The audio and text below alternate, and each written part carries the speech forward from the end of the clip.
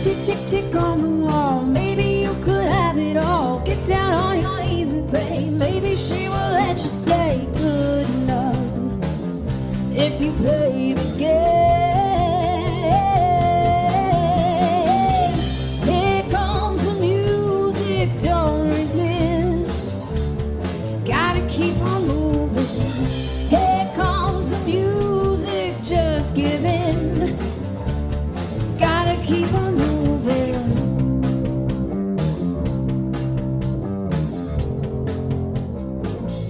But it did show up. That's all. A strong clap all around.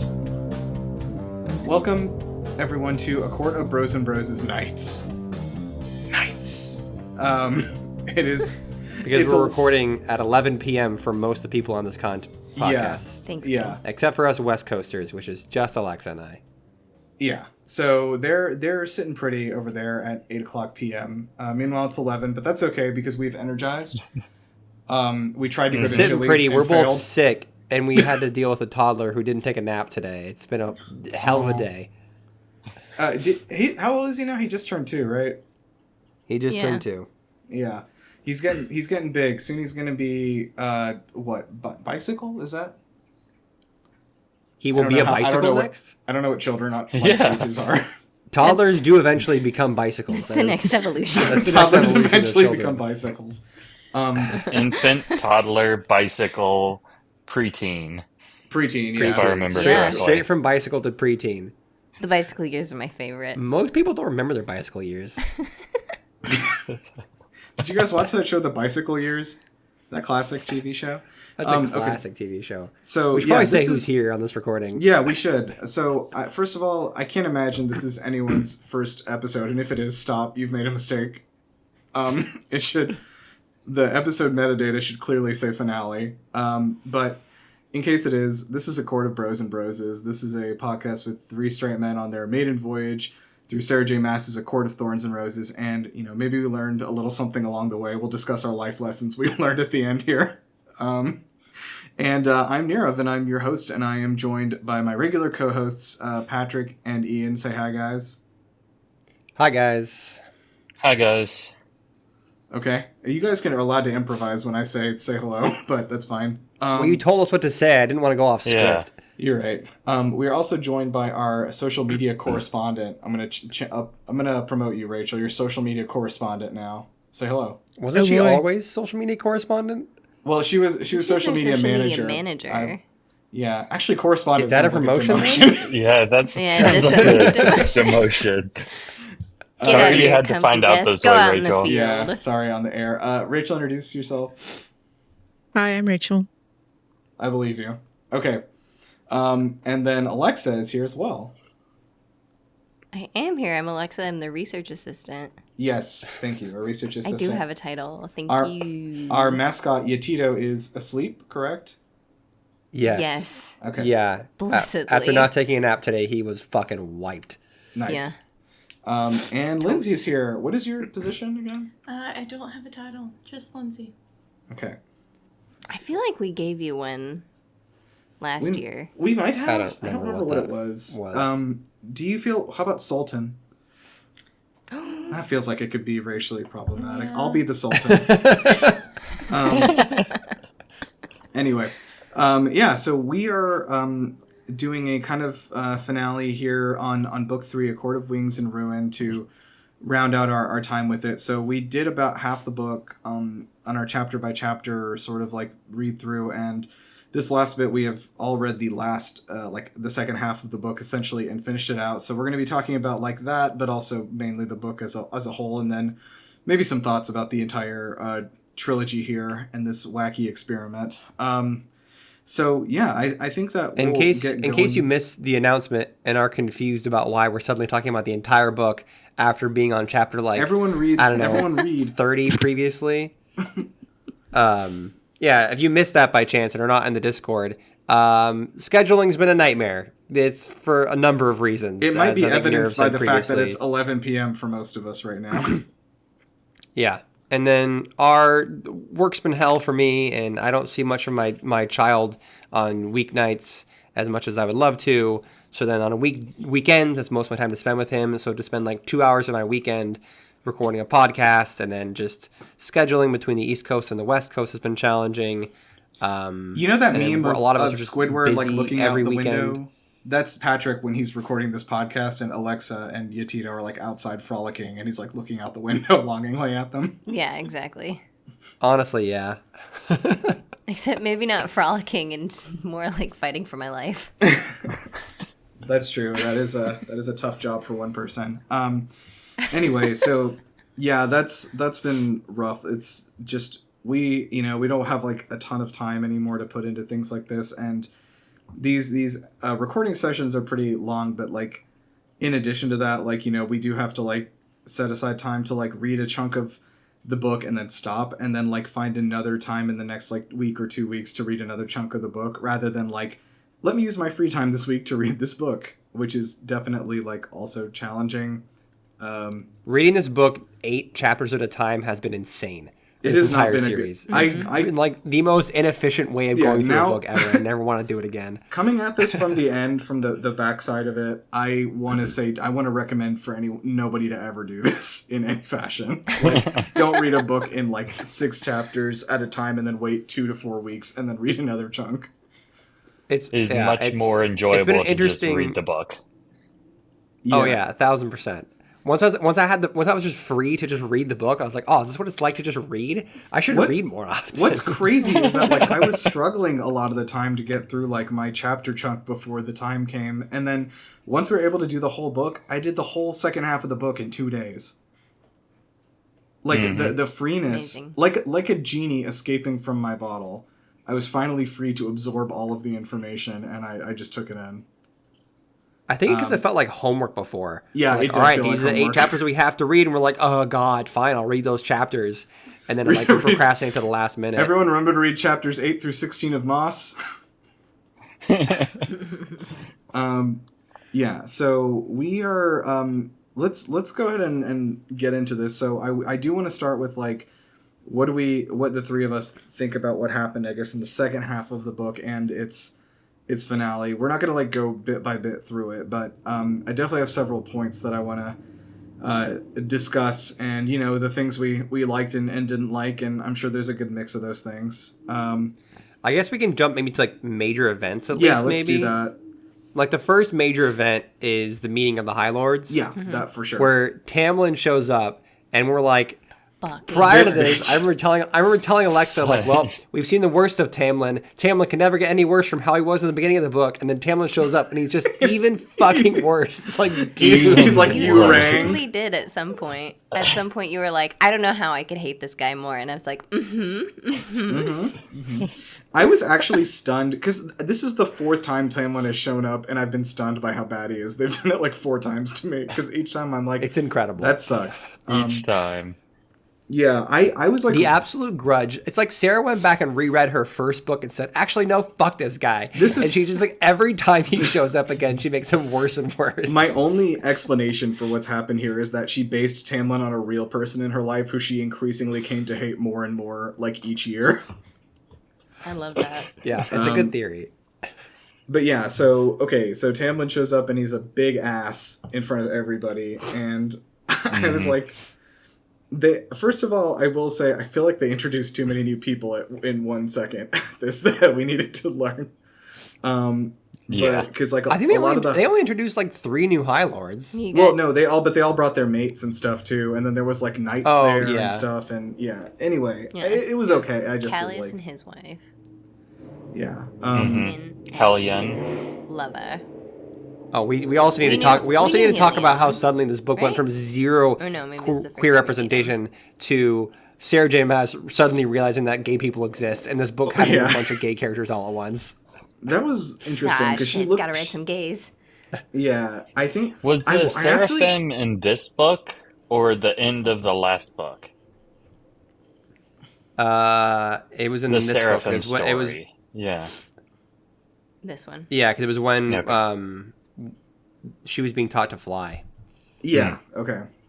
Yeah. So that was also interesting. Because was it King? Was it Helion who's like, just chilling. He loves everybody. Yeah, Helion. Yeah, oh yeah, so Helion is Pan. Oh, he's Pan. I mean, that's what I would assume is That's Pan. kind of. I was actually interested because I think that was kind of what I got from how they described him. Like, but I don't Yeah, he's just like, I love everybody in any way possible. So I'd say And Helion is everyone Pan. loves me.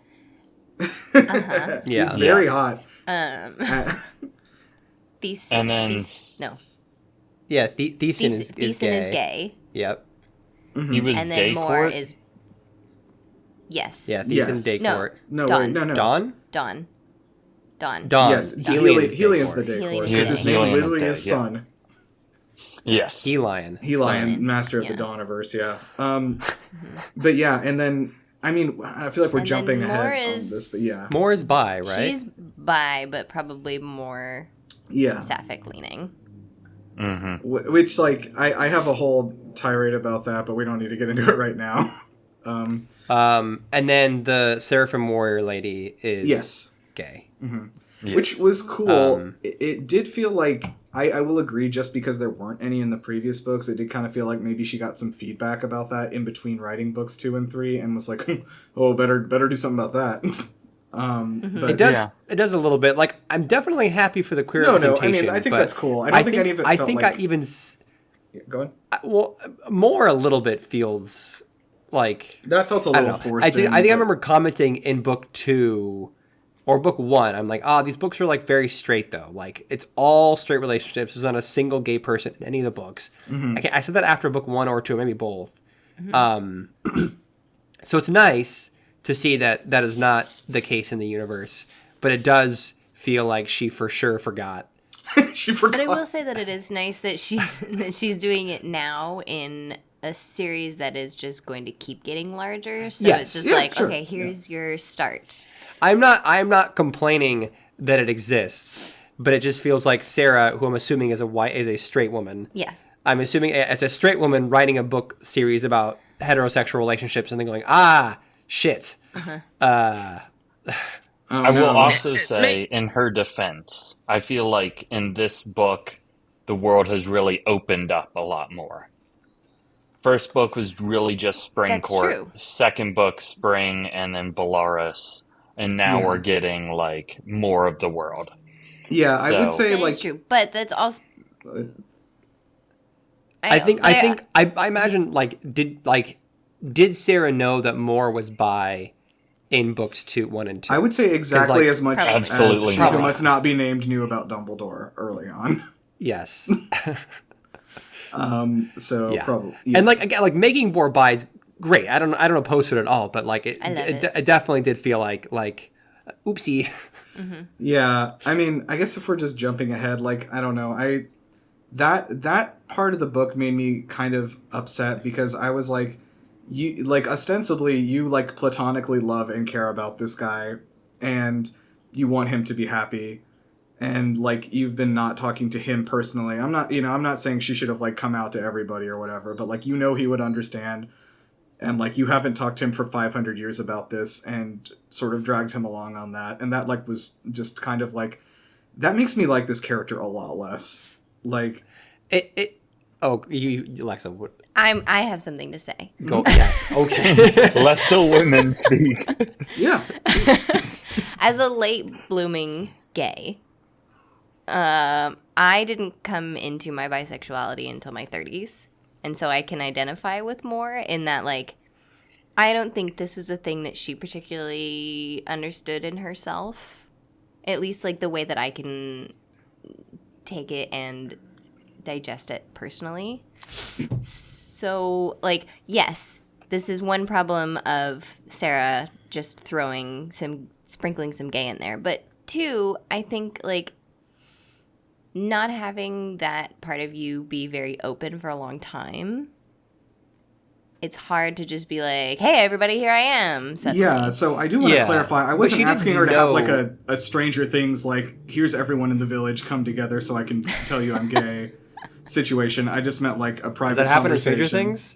Dude, how do you not know about this? Jesus Christ. We don't watch Stranger Things. That is We the, stopped after season 2. I think That's 'cause the we big did not thing. think the show was very good. Yeah, Will has to gather everybody in the town together to announce that he's gay, even people he's never spoken to before. in the 1980s, which is exciting. I heard that and happened. he does like a 13-minute monologue. It's pretty cool. It's not, but anyway, what were we saying, Rachel? I said I did hear about that. I stopped Stranger Things, I think, after season 3. But I did hear about the 13-minute monologue coming out announcement. But anyway, on the topic of Moore, oh, yeah. she did know she was bi, like during the war, like hundreds of years ago. Yeah, that didn't... Because she specifically tells a story about how she loved another woman. Yeah, and she had a romance. I'm not saying she should have come out at that point, but it's not like she like didn't realize it until a couple of years ago. She's known she is bi for... Yeah. I think she even said she's known it since she was young. But she was scared, given the toxic environment of the entire Night Court and her father. She was just scared of telling anyone, which is totally valid. Yeah. But to Nira's point, like, after spending hundreds of years with these people that she, like, considers to be, like, a brother she loves so much and has been pining for her and, like, I don't know. I feel like you probably could have let him down easy. Yeah, this is... At some point. Sorry, I don't want to interrupt. I was just, like, trying to get across, like, she like, as somebody who she, like, again, like, platonically or as a brother, whatever, like, truly loves, which it sounds like she really does. She loves this person. She cares about him a lot. Like, I really do think she owes it to him to, like, make sure that he knows that that's not going to happen. Not as... I'm not saying she owes him as, like, somebody who's interested in her romantically, but, like, as somebody that she really cares about herself, you know? Sure. And, like, then, of course, they're like, well, you should talk to him. And they're like, maybe. And then they don't for the rest of the book. Like, it just doesn't get brought up again. And that was, like, kind of crazy to me. Like, that this still hasn't happened, I guess, at this point. So my assumption is that it is a book 4 loose end. Well, I heard book 4 is a Christmas party, so maybe it's book 5. But... Oh, right. Book 4 is Belle's Enchanted Christmas. It is. But anyway, so that part just kind of struck me as, like, I feel like that was kind of pushed in and, like, doesn't make sense with the character very much. But, like, I don't know. I feel like it could have been handled better. Like, I don't have a problem with her being bi, obviously. I wish that maybe that her situation with Azrael had been addressed in a way that didn't make me be like, what are you doing? I think a lot of the endings for a lot of the characters felt very rushed. That included. I think it could have been easy or could have been handled better given more time. And it seemed like there was a lot of loose ends she was trying to tie up right there at the act or after the battle that caused some issues with how they ended up being wrapped up. I felt like it's also kind of hard. I felt like the entire like ending of book 3 was very rushed because you have this like giant build up to this war, and then I felt like the war kind of got resolved really quickly. Mm-hmm. I liked some of it. I actually liked a lot of it leading up to the actual fight, and then once the fight started happening, I was like, "What?" Well, Lindsay, I know this was the one thing you wanted to talk about, your favorite part of the book. If you want to go ahead and do that. Well, should we? Yeah. Maybe do you want to talk about that a little? Is there anything you want to talk about before we talk about the war and the ending? Because that's probably going to end up being a lot of. That's true. Because we could just talk about the meeting. Yeah. Do we want to rewind back to the meeting and talk about that at all, or we kind of does it not really matter? Yeah, let's talk. Sorry, Ellie is like in my back. I don't know what's happening. Okay, so. Yeah, let's talk about the meeting. Everyone, I would say most of them, like, I was surprised at, like, they were like, okay, yeah, let's do this. And also, I have to ask this, did this relationship, the secret meeting they had with Eris pan out in any way? No, that also seemed like another loose end. I mean, I think as much as it, like Baron's troops showing up. Like... What do you mean? Eris probably, like... Yeah, no, like Tamlin is the one who convinced them to go. Oh, yeah. Tamlin convinced the Autumn Court? Yeah, that was the end of the book. We found out that Tamlin convinced the Autumn Court to show up. I forgot about that. Who's the big ACOTAR fan now, Alexa? You wouldn't let me listen with you. Yeah, so... I don't know. Okay, so let's just staying away from the final battle stuff. Yeah, I obviously Tamlin shows up and he's just like... the worst again, and at this point I tell myself, okay, confirmed, I will not accept any redemption path offered here. And you know what? Surprisingly, there really wasn't one. Just sort of faded away. Yeah. It was so minor. It was like, I'll allow it. It was Yeah, like, he helps out a little bit. You right. know, He's it's not least the he could most do. evil man on earth, and that is like a thumbs He up helps from us, out a I little guess. bit and doesn't appear again, which is Right. nice. I was kind of What just I- like, yeah, sorry, go on. I was saying what I didn't like is that, like, Tamlin shows up and does a lot of finger pointing at Feyre about how it's her fault that, like, she nuked his court and turned everyone against him. And I'm like, and then Feyre starts feeling guilty about it. She's like, oh my gosh, it is my fault. I destroyed his court from the inside. And I wanted to be like, hang on. Tamlin was already a huge asshole that was losing to, like, all that she did was kind of like twist it a little bit and like kind of we kind of work stuff together to like, she definitely helped facilitate the fall, but all she did was play into Tamlin's already extremely toxic, like, behaviors. So yeah, this is kind of Like- the main point is that like this same like upheaval or whatever by Feyre like wouldn't have worked in like, you know, Tarquin's court or whatever, right? Because his citizens like him and he treats them well. Like Tamlin already was treating his citizens like, I mean, peasants, frankly. And so like it wasn't very hard to turn them.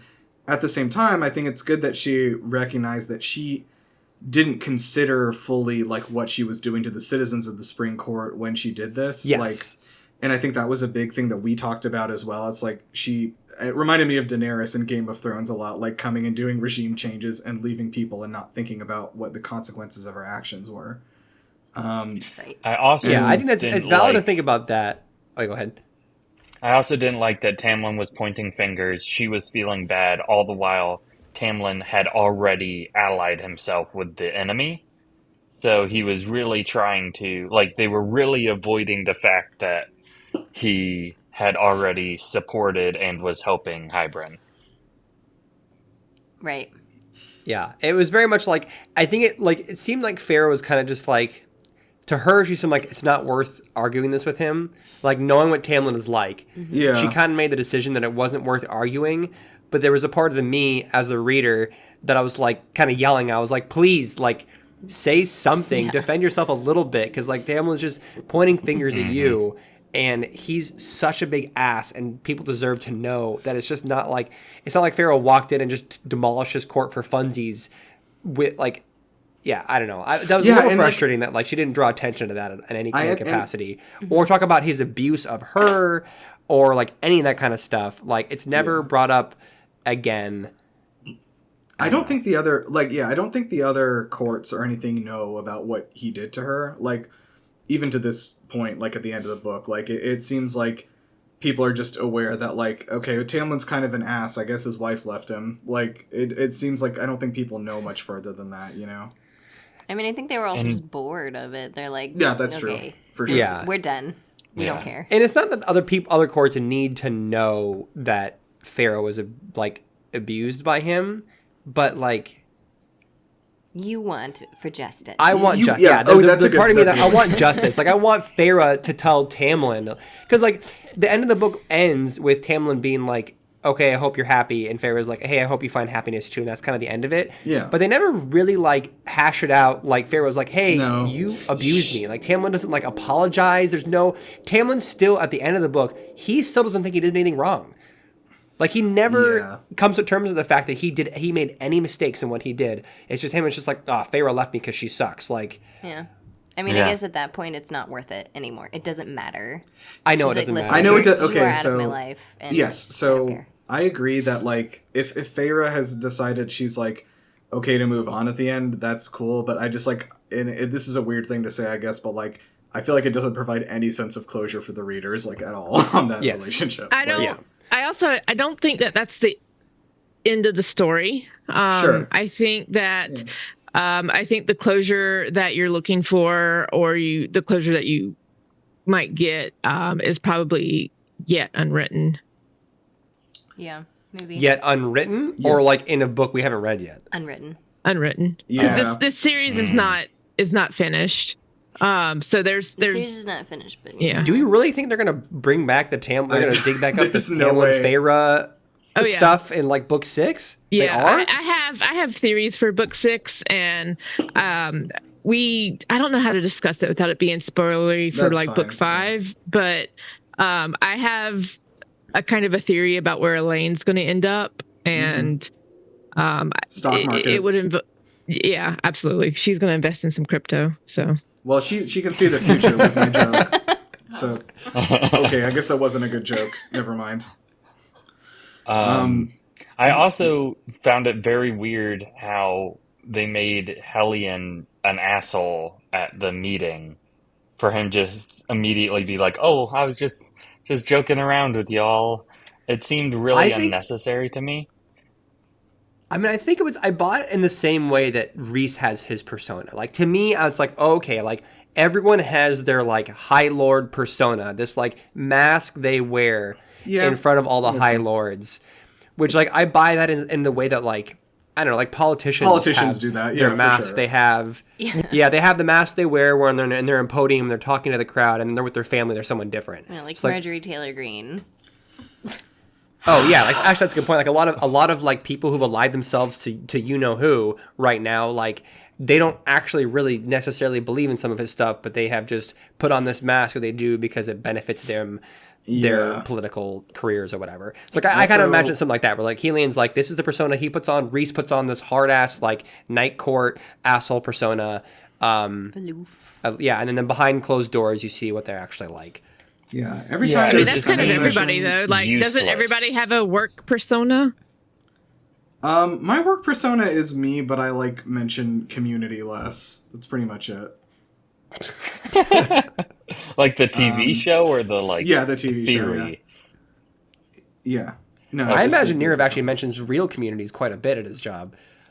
I do. I'm an urban planner, so almost every sentence mentions a community.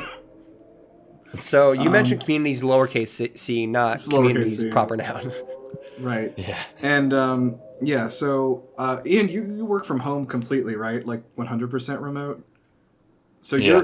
your work face is a 2D version of your own face in a laptop screen. I rarely have my camera on, so my work face is a a image of disembodied me I took voice. Oh. I took in my hallway and a disembodied voice. I think here's a relatable thing. I think we all have a phone voice also. Like, you know, Oh, yeah. when you're calling the doctor or whatever. Oh, Alexa. I didn't really know I did until Alexa was like, oh, it's your phone voice. Nobody can hear their own one till somebody else No. records it. Like it's, Also, mine's everyone crazy. has a podcast voice for when they do their podcasts. That is true. All people do podcasts.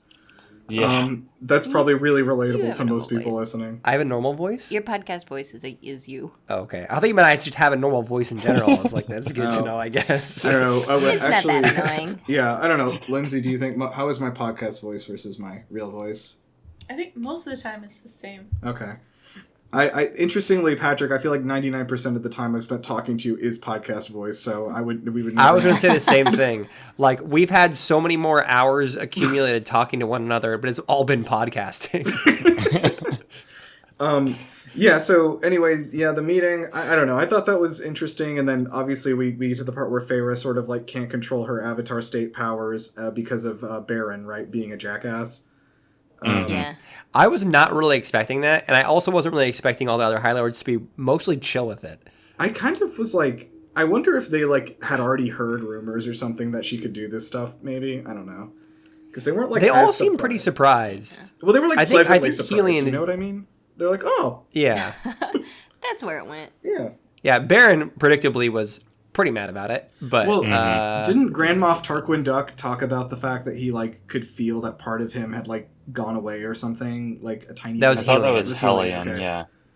yeah. Um, Helion was like, "Oh, that's where that bit went," and then Tarquin was like, "Oh, that's how you got past my wards." right. So like, right. they both kind of had the like, "Oh, interesting. That's how you did that." But Understanding. yeah, understanding.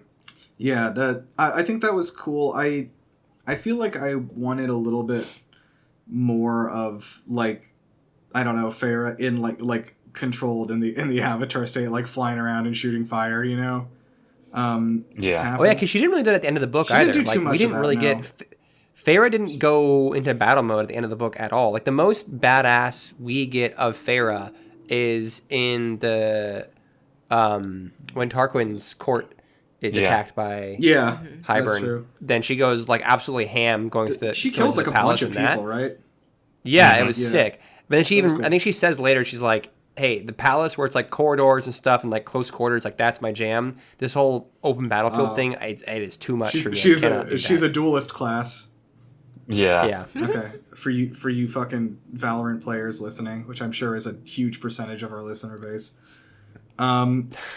So anyway, yeah, I think that was. I think the High Lord meeting was We interesting. also I was get definitely the caught off. Faebane. Oh right, yeah. Can we talk Antidote. about that? Yeah, out of nowhere. So that was like really like out of nowhere. That they're like, we have a magic potion that will stop the Faebane, which almost felt like, I don't know, like, oh, I introduced this thing in the last book that I gotta get rid of. Yeah. I mean, in general, I will say Sarah does this thing a lot in the books, where she introduces something that is too powerful, and then she introduces something else that narratively, conveniently, just kind of nerfs it and goes around it. This wouldn't be the first time we've done this, but like Patrick and Ian, I guess Ian, not you, or maybe it was Joe I'm thinking of. But did you think of Star Wars with this? Did you think of the Rise of Skywalker of like, everything that's happened before? It's nothing. It's nothing garbage. This is new stuff now. Yeah. I got a lot of that. I think we feedback. talked about that at the beginning of one of the books. I remember talking about that. Yeah. In this one though, also specifically, I know I'm skipping ahead, but like when Miriam and Draken show up with a big army, I was like in my head, I was just seeing all those fucking thousands of spaceships that show up out of nowhere at the end to shoot lightning at the Emperor, and I was like, come on, guys. But it didn't make a difference, though, because like this huge army shows up and they're like, we're turning the tide in our advantage. We're going to win this. And then the next page, they're like, we're going to lose this. We don't have enough troops. And I was like, wait, what? The battle was a roller coaster. To me, I feel like the war should have been in a different book. Should have been in like book 4. Yeah, I can see that. This should have all just been building up to it, and then we should have gotten it in a new book. Yeah, book 4 is so short. It could have been like half battle, and then the second half is a Christmas party. And then a big resolution. No resolution. I think a lot of but as a romance reader, like, I don't want that. I don't want an entire last book of just war. No, thank you. That sucks. And then what's the ending of book 3? I'm saying if war is moved to book 4, is book 3 just like, and then Hybern arrived. Yeah. No, the end and would he, be he looks at the breaking screen. the wall. It's Hybern arriving, and then Feyre turning to Reese and saying, "We've got company," and then it just cuts to black. Yeah, because then as I'm going through it and I'm reading it, it's like, if you end it and then the next book is like, oh, there's so much war, where do I put the sex? There's during the war. They literally during the did war, that. like they did that already. There's the sounds of people dying outside the tent, but that's okay. I mean, but what sex? It was like one scene where they're like, and they embraced, and they finished at the same time. They embraced their genitals. And then they fell asleep. Yeah, but there was more previously building up to it. What you guys are saying is that you're going to start the next book just with a war. Nope. Start the next book with a sex scene. Start the next book. No, I don't want that. You don't want that either? I don't want that. What you just said you wanted sex scenes. Make up your mind. Okay, here's I want in between. I want little. This has reminded me of something very cool, which is that I don't think it's really a spoiler, but there's 5 Percy Jackson books, and the 5th Percy Jackson book, literally the whole book is the war, start to finish. Like the 4th book ends right before the final battle starts. It is 500 pages of war. It is the fucking best. That sounds ever. like too much war. No, it wasn't enough. That is a different genre of book. The whole thing takes place in like 24 hours. It's incredible. She did this with her other series. Sorry? I was gonna say she did this with the other series, her Throne of Glass series, where you get to the last book, and the last book is just 1,000 pages of war, and it's not that fun of a read. Yeah, that's fair. Yeah, I was gonna say that might be an unpopular opinion, but I wasn't super wowed by book 7. I don't know. There's 7 of them. So. Jesus. It's Well, I so was about lame. to say I'm not that's gonna read similar it. to how they ended the Wheel of Time books, with like the 14th book being just the final war. Yeah. Well, there's also Um, 14 of those, so that's already like That's if you get to crazy. book 14, you're ready. Like I think. yeah. Yeah, it's true. After 13 books of build up. Yeah. I don't know. I don't know if it's because she didn't have enough time for the battle at the end of book 3 or what, but like after reading the war at the end of book 3, I don't have a lot of confidence in an entire book of war written by Sarah. Yeah. Maybe it's okay. It's a lot. I It's don't a know. lot. It's emotionally draining, is what it is. I mean, to me, it's yeah. the problem is that there just wasn't enough time for anything. There wasn't enough time for the relationships. There wasn't enough time for like the setup, for the stakes. We just like rushed through the second half of the book to fit everything she wanted to fit in and the war. And I feel like if she Well, had Yeah. maybe slowed it feels down, rushed because you guys read it all at once this time. I did So read you're it. saying We so you're should saying have what we done should it have eight. done is we should have just stuck with the 8 chapters every 2-week thing, and then the book with the war would not have felt rushed at all. Yeah, that's exactly what I'm saying. Okay, we fucked up, guys. Yeah, I did Disregard read the Nier's whole second advice in half the top of the podcast. Yeah. in 2 days, so maybe that does make sense. Yeah. I mean, I think one thing that I thought was actually kind of nice is that the war, like, I feel like in a lot of war books or war anything, like there's a build up to the war and you know the war is coming. But I thought it was interesting in this book that like, all right, we're building up to the war, and then like before they can even get ready for the war, Hybern attacks, and it kind of just like derails the whole thing. I like that. Mhm. Yeah. I Yeah. agree. It keeps you on your toes a little bit more, and like, I think maybe I would have. I think rather than having the surprise be there's too many troops, like having Hybern have some other surprise, I think would have been cool. Like when he showed up early like that. I don't know, some sort of giant fighting robot, whatever. But His own death god. he has a And then they had Shinigami the with cauldron, him. and that was pretty crazy. They did have the cauldron. Yeah, the with cauldron, them. which has like 2 Arms nukes and on a legs? long cooldown. Okay, I sent this I posted this with a spoiler tag of like when they were like talking about like the cauldron being on the battlefield. I was thinking of the Prisoner of Azkaban video game where you fight a cauldron with arms and legs, and it's like running around a battlefield shooting fire. See, I was thinking of Elden Ring, the okay. Alexander the Jar from Oh, Elden the Ring. pot. Yeah, okay, that's better. Yeah, That guy's 100%. great. I love that guy. He's great. But anyway, yeah, I don't know. So I think that was cool. I guess we're already in the battle now, so I guess we should just keep talking. But like, Well, so we have three battles, right? We have 2 skirmishes, I suppose. they're friendlies. and then the big battle. Honestly, they kind of all blend together. I don't really remember what is what at this point. First one was Would it- just the night court, and it was on the open field with a little bit of Hybern soldiers. And I remember Cassian killed the commander in 1v1. Yeah. Yeah. And that one, they in the first and second wars battles, they kind of stomped Hybern, and then they found out that this was no.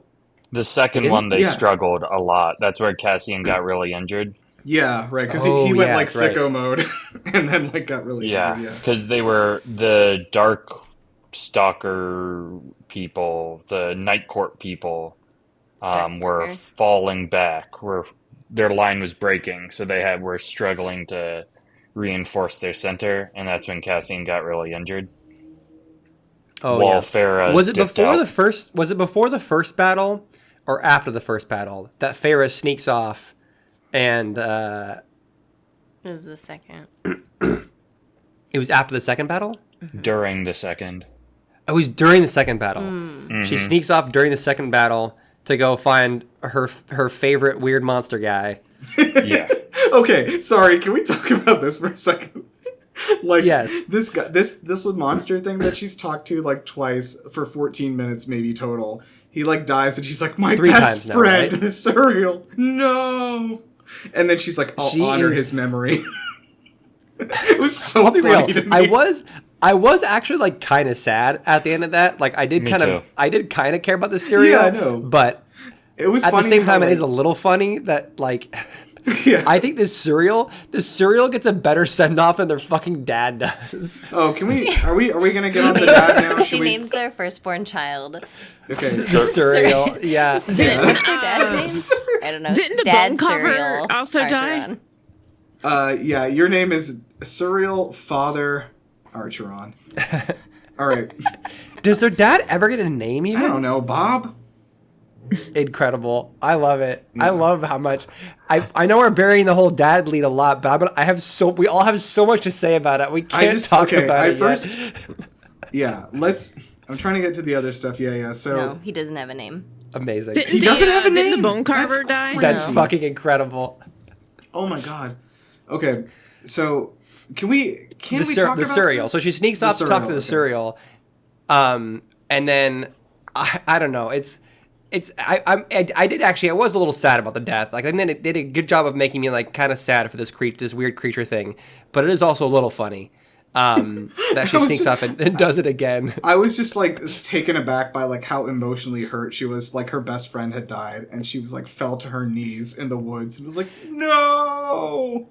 I think it was just like the meaning of the fact this cereal specifically has like kind of allowed itself to be caught by her multiple times because this cereal knows that she's like the key to everything winning, everyone like going well.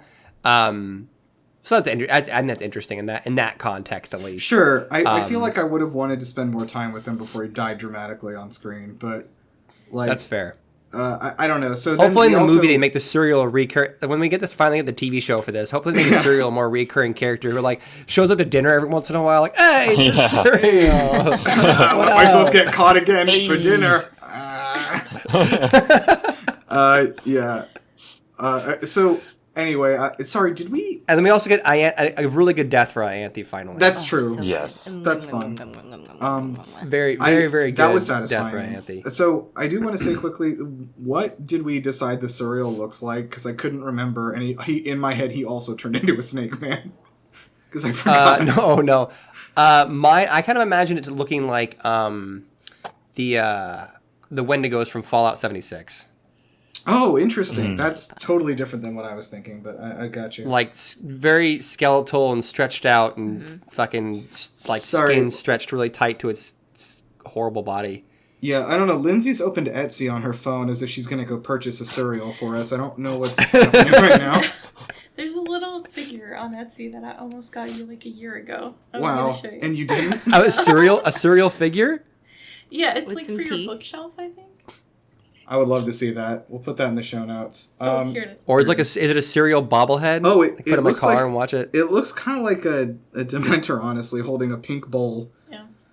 That's not really Yeah. what I thought. Oh. it would It's be. the tea. Oh, it's the tea? tea. You know, That's 'cause he funny because spills he's the got all the tea. goss. He's got all the goss. Ah. That's fucking funny, actually. It does kind of look like a Dementor. Yeah, that's Yeah. kind of how I picture it too. But instead of their like weird skin faces, it's more skeleton. Okay. Oh, so he could be like the guy from Baldur's Gate in your camp, the skeleton man. Yeah. I've not played Baldur's Gate. Withers. Yeah, Withers. Anyway, so I just wanted to move past that. So yeah, Ianthe, who I feel like I would have wanted to see one more time just to get to a place where I can hate her even more, and then burst, she's dead. But I was great anyway. Yeah. I wanted her to do. I one thought it was more- pretty good. Yeah, it was good. It was good. I just wanted her to do one more evil thing because she was a very easily and well done hateable character. So I just wanted her to do something a little fancy. And And- she was gonna. She hurt was the gonna. cereal. It's like Yeah, we get that kind of spells out what they're gonna do. Rachel's raising her hand. Yeah. Sorry. Didn't the bone carver also die? Didn't she like go through this whole thing about getting that mirror and then he like goes into battle and then immediately dies? He didn't immediately die, Fucked but up he by died the really cauldron. quickly. Yeah, doesn't he get blasted by the cauldron? Yeah, the cauldron used like Kamehameha. hyper beam or something, yeah, and like blasted I- his ass off. And it's been a couple years since I read the book, but I feel like I read that part and I was like, well, that was just a And big then waste. was one of the other his brother's name was like Abraxas? Was like a cleaning agent?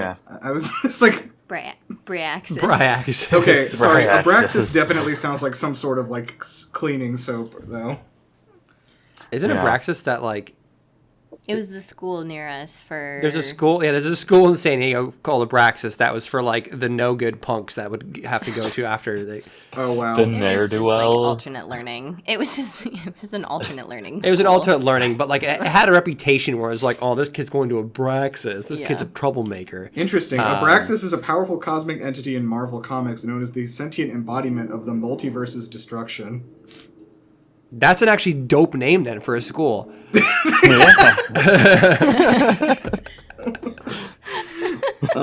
Yeah, so shout out to that school. Anyway, I feel like if Abraxas was going to have a brother, it would be Asbestos. asbestos. I like that. That would have been good. And then I think the Weavers. I want to say like they got like 3 gods on their side. Like we have 3 gods on our side. Surely that'll be good. And like it feels like they did nothing. This is the same problem that happens Their to Marvel. impact 'cause, like, was so insignificant. Thor shows up and it's like, oh, God's here, and it's like, well, he's not really. I think the problem was she didn't communicate the scale of the armies effectively. Yeah, I don't know I if think we that's ever true. really get numbers or We don't, really ever. like spend any time talking about like the amount of carnage these creatures are causing. Because she talks about like how they're just mowing through, but we don't really get any sort of communication about like what sort of percentage or impact that's having on the enemy forces. And so It's feels really hard to get a very grasp. negligible. Yeah, it's really hard to get a grasp for the impact of like any specific force in this. Because like the initial force shows up and they say, wow, we're outnumbered. And they have the gods and go, No, that'll help. that's We have not these true. gods. And then more people show up and they're like, as people keep showing up and showing up and showing up, and you're like, all right, cool. Now the tide's turning. But every single time more people show up, we're still horribly outnumbered. We're going to lose this. Yeah. Hope is lost. And then till obviously the very end, and then we get like a big, like, you know, Amaranth. I don't want to talk about this yet, but like the tide turns at the end because of one specific character, and that kind of makes everything else feel just totally insignificant. Yeah. Yeah. It's like, why didn't you use your ultimate at the beginning before all these people died? I mean, they were trying to, and Yeah, to be I fair, they were also trying to think get there. That's true. the effect of the cauldron wasn't very well communicated because it sounds like it just like deleted like a whole section of reality, like in a straight Yeah, line like just away a- from it. And I was it imagining didn't some really sort of Twice. seem like it canon. And had then- an impact on any of the armies. Well, I think it like completely obliterates a bunch of the Nightwing guys. What are they called again? Illyrian. The The Illyrians. Nightwing, yeah. Like it. Yeah. Yeah, Like, like, it destroys a lot of the Illyrians at least. So we know that a lot of the Illyrians are just completely gone. but afterwards, it doesn't seem like that changed. Really, like Oh, it yeah. didn't seem like it changed the balance. Yeah, no. I The can battle agree was with like a that. bunch of like cool moments that just kind of like happened, and then it was. I was I don't know. It thinking was the very whole hard time, to- like, this would probably be a lot easier to follow if I could visually see it. Just like, not just because it is a battle, but just like, you know, I can imagine this being cool if I could like follow what was going on by seeing masses of armies in one or another corner. But Yeah, like, I I think I guess that's agree. the thing about reading books. this is why I don't read books. There's no pictures.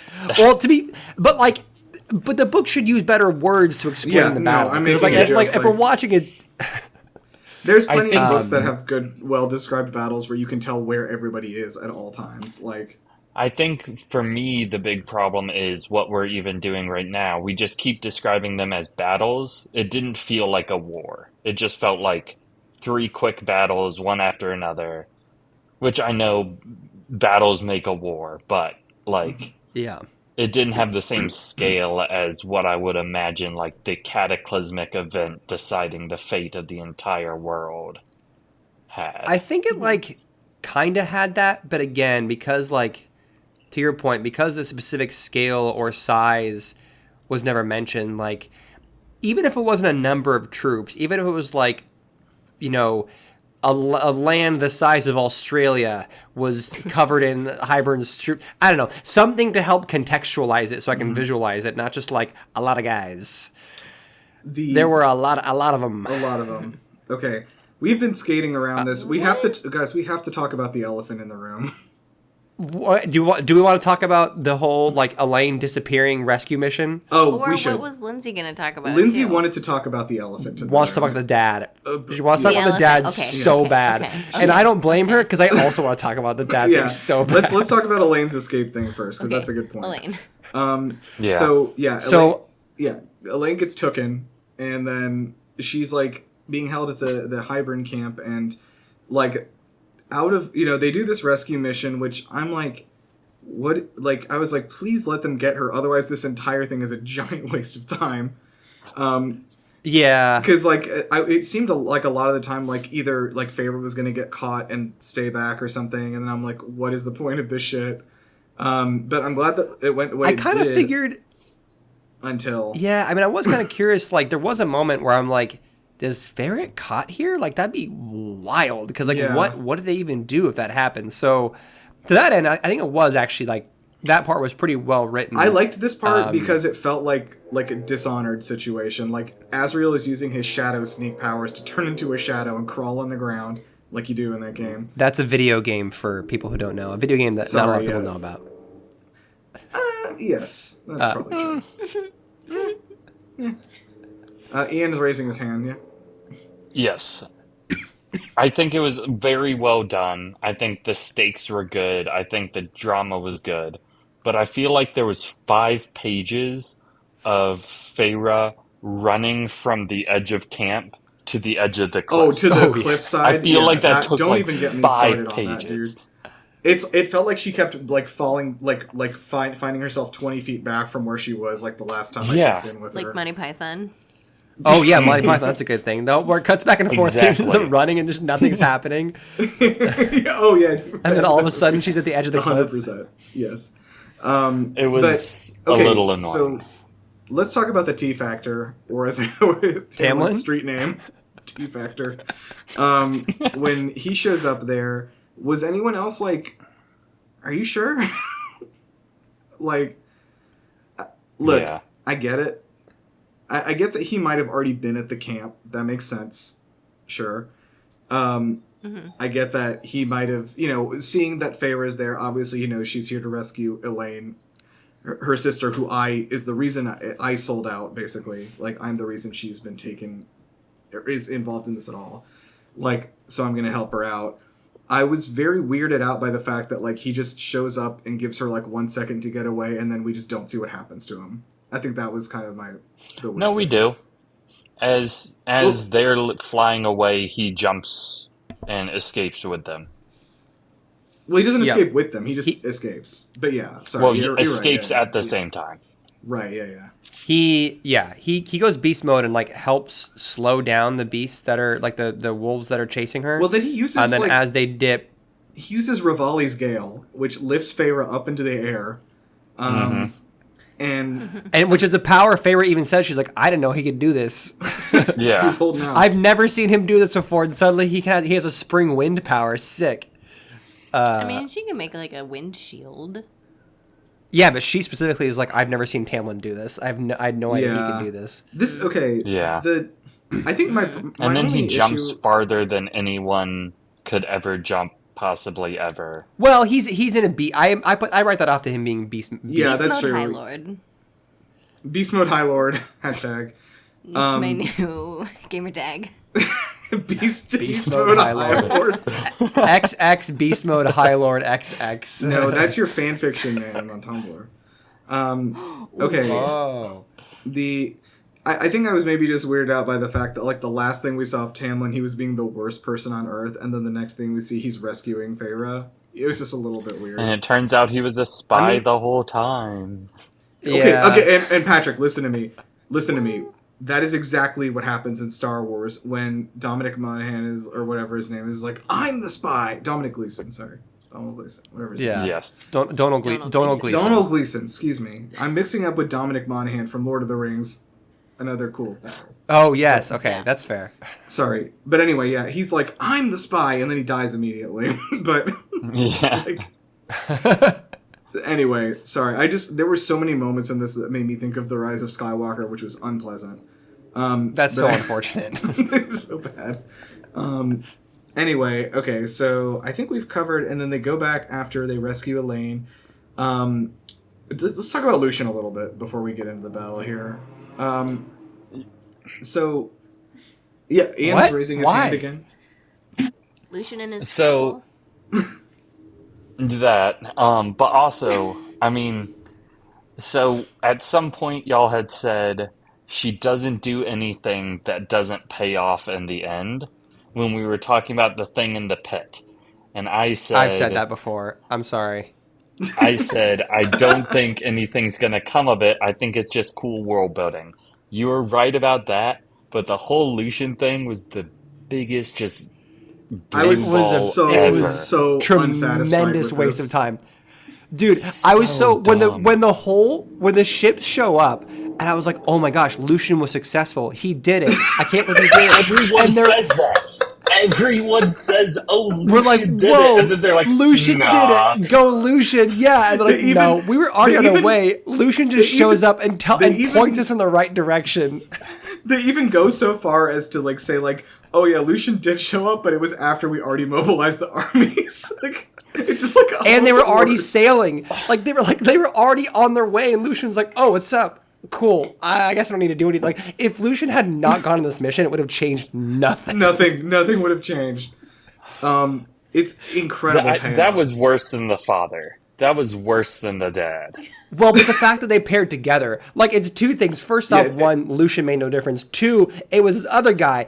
Camera pans to the right. Who's it gonna be? Their dad. What? This Lucian showing up was that meme of from Sailor Moon of looks like my work here is done, but you didn't do anything. And then the Queen pulls a Captain Marvel and just starts flying through the enemy ships. That's true. She did do that. I mean, but she's a Firebird. She's a phoenix. We know she's a phoenix. Oh, that's true. We are. Yeah, but Elaine told us. It's established. Hold on. Lindsay's been waiting to talk about this dad for the last 45 minutes. Let Lindsay talk about the dad. Please speak into the microphone clearly. No. I don't have much to say. It was the worst thing, and all I could wait for was Nero to get to that point. And I was so excited. I've been waiting for this for forever, it feels like. But yeah, that was my biggest problem I had with the book. I feel like I didn't have that many problems overall, aside from the first book, but when the dad showed up, that was just the worst. Okay.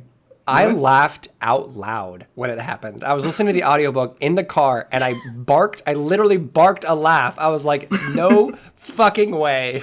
Okay, in my head, the way this played out was in Avengers, when Faye is on the battlefield, then she hears, on your left, and she turns around, and her dad walks out of a portal with 1,000 soldiers. Dude, this was okay. So one thing also, Lindsay had told me a few months before this, hey, the stupidest thing ever happens in this book. I want you to text me when you get to it, because you're gonna know when you get there. And I was like, this is it. I didn't have to think about it. It just makes no sense, because his daughters are dying in squalor, and nothing makes him get up and do something about it until now.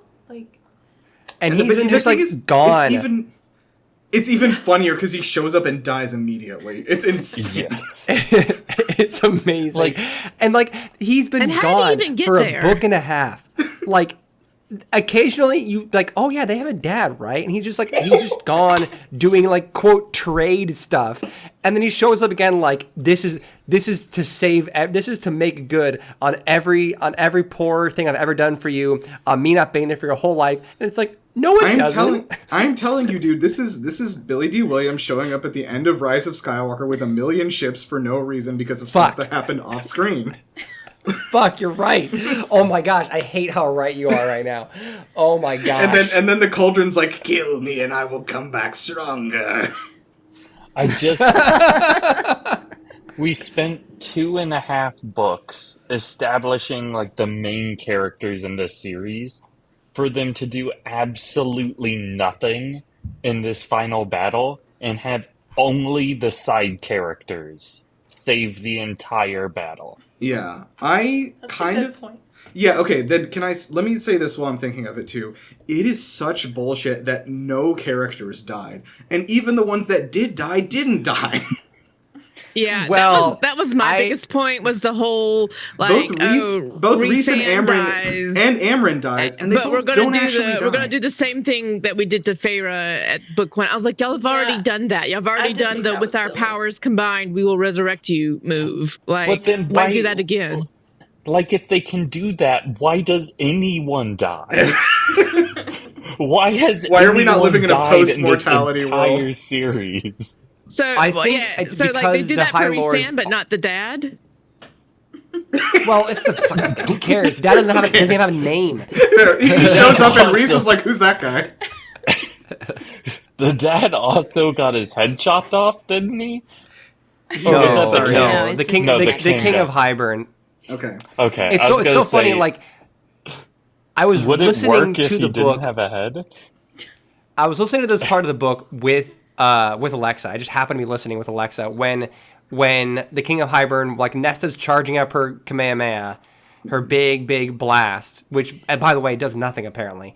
But anyways, Nesta's charging up her big blast, and the King of Hybern walks up holding the father, and he's like, "If you blast me, you're gonna kill your dad." And Nesta, like, stops charging. I said out loud to Alexa, I was like, "Just kill the dad. Are you kidding me, Nesta? He's your fucking deadbeat dad. Just kill him." And then Alexa gives a big... Alexa goes, "Well," and then like 30 seconds later, the King of Hybern snaps his neck. I was like, "Dude, Nesta, you could have just done it." Also, why would you take a human shield just to kill them in, like, the next sentence? It's like taking a hostage and then killing them 3 seconds later. I mean, his gamble paid off emotionally for That's her. True. Just like fully It her, rattled them. Yeah, but he still died. Yeah, it rattled her and she didn't charge.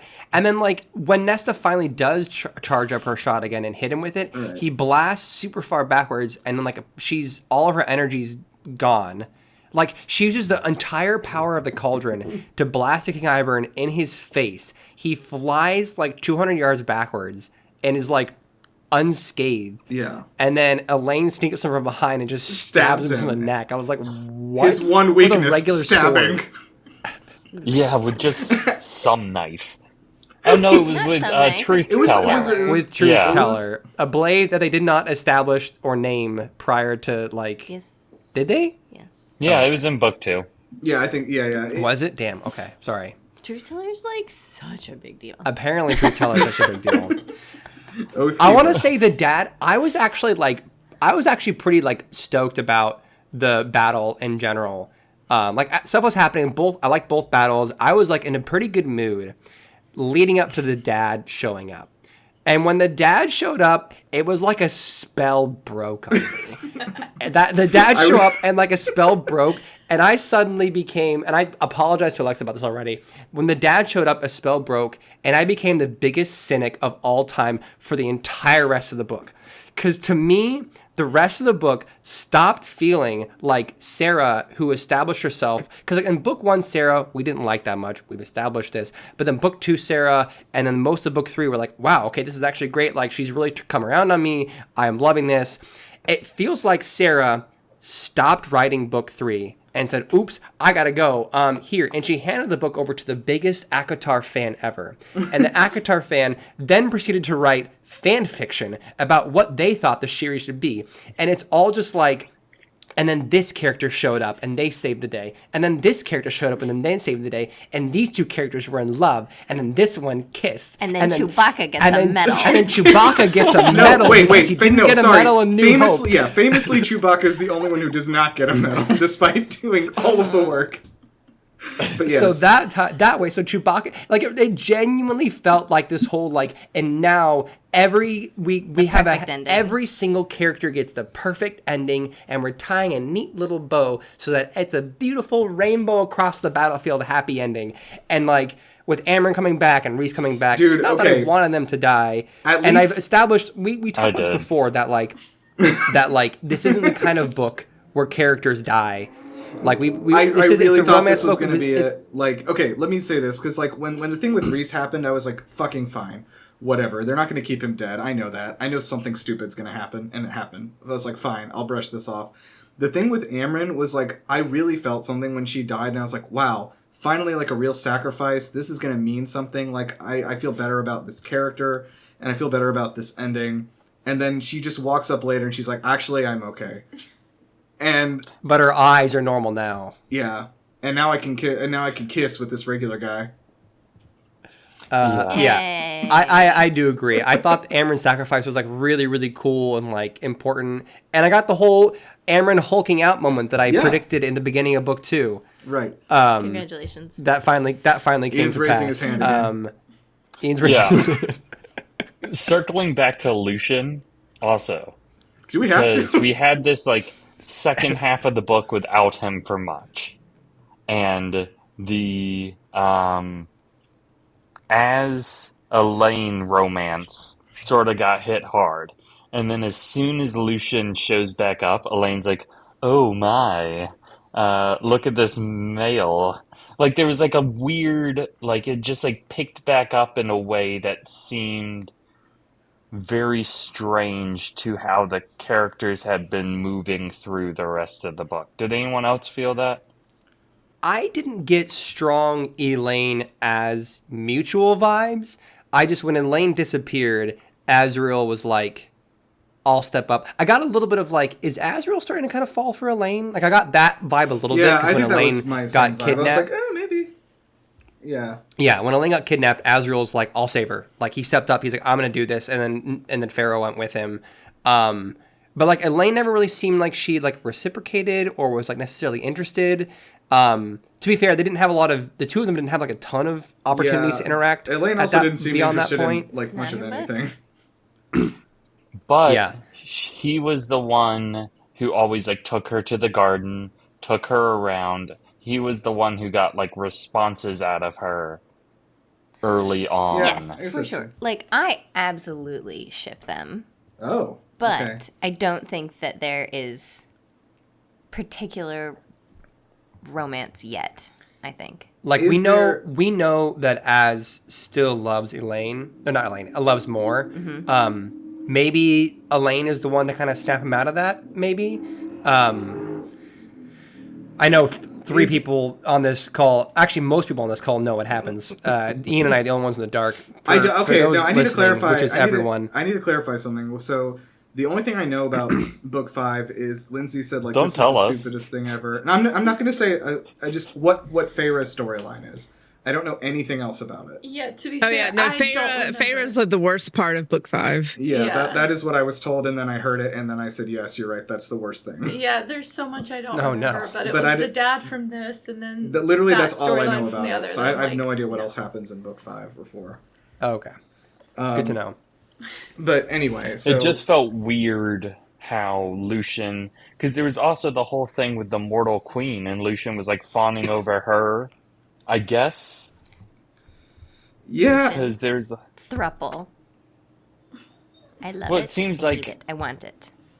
two what is that? different What is that celebrity throw overlapping thruples. No. A love triangle intersecting with a thruple. Yeah. That's a hexagon.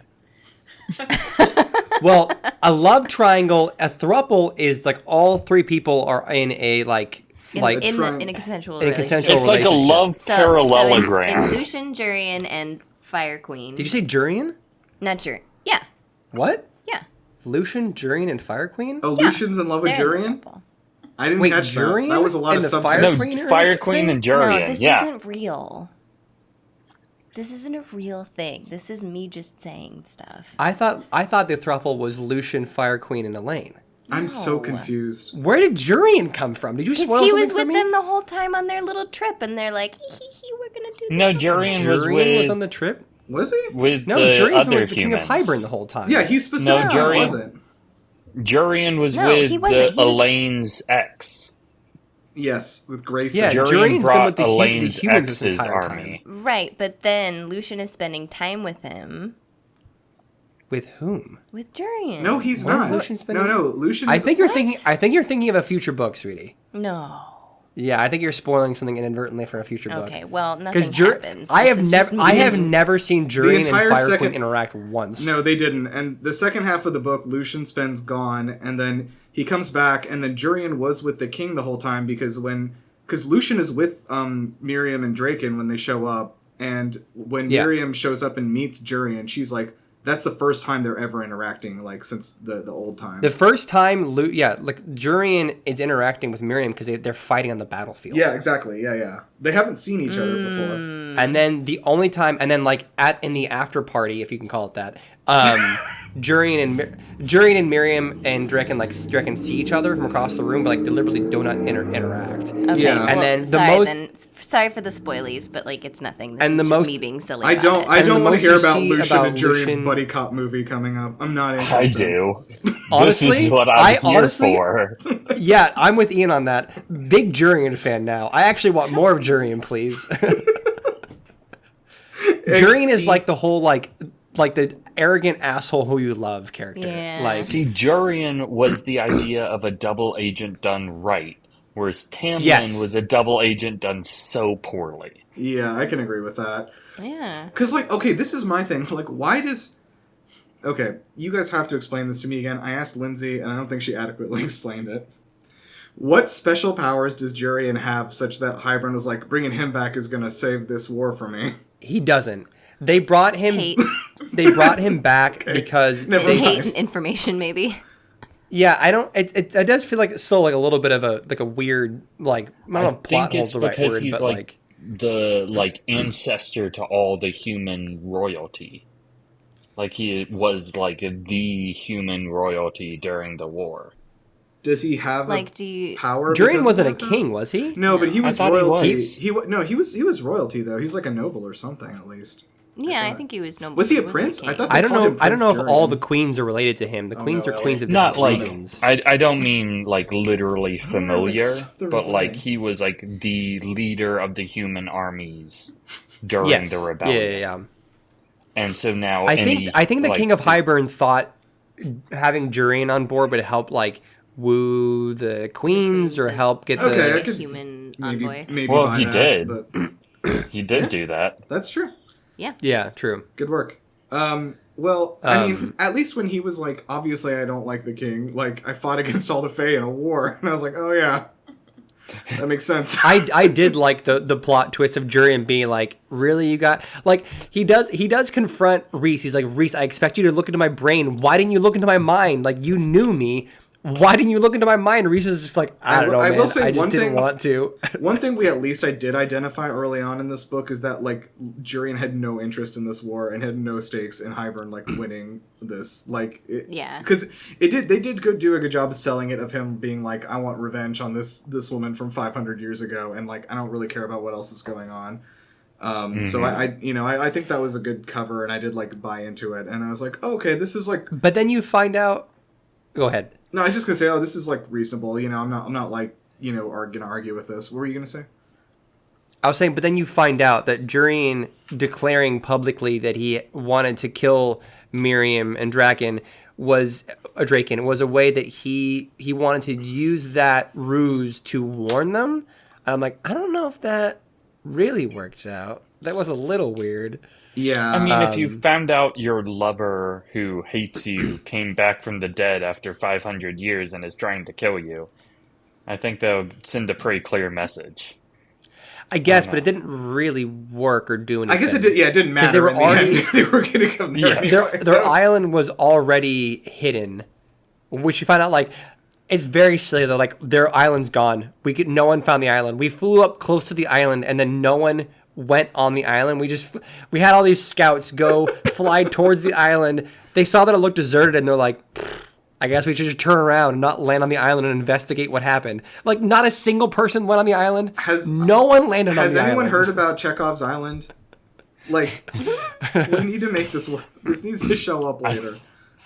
I think that's the first time I've heard of magic working too well in this sort of fantasy story. Huh. Yeah. Yeah, it's And they even joke about that. They're like, "Oh yeah, our spell worked too well. It turned everyone like it fooled everyone too well." Yeah. I don't know. There are a lot of like kind of hand wavy things in the book Yeah. that happen that are just like I should It's have written almost some like down. There's a lot of she tried to finish the book too quickly. yeah.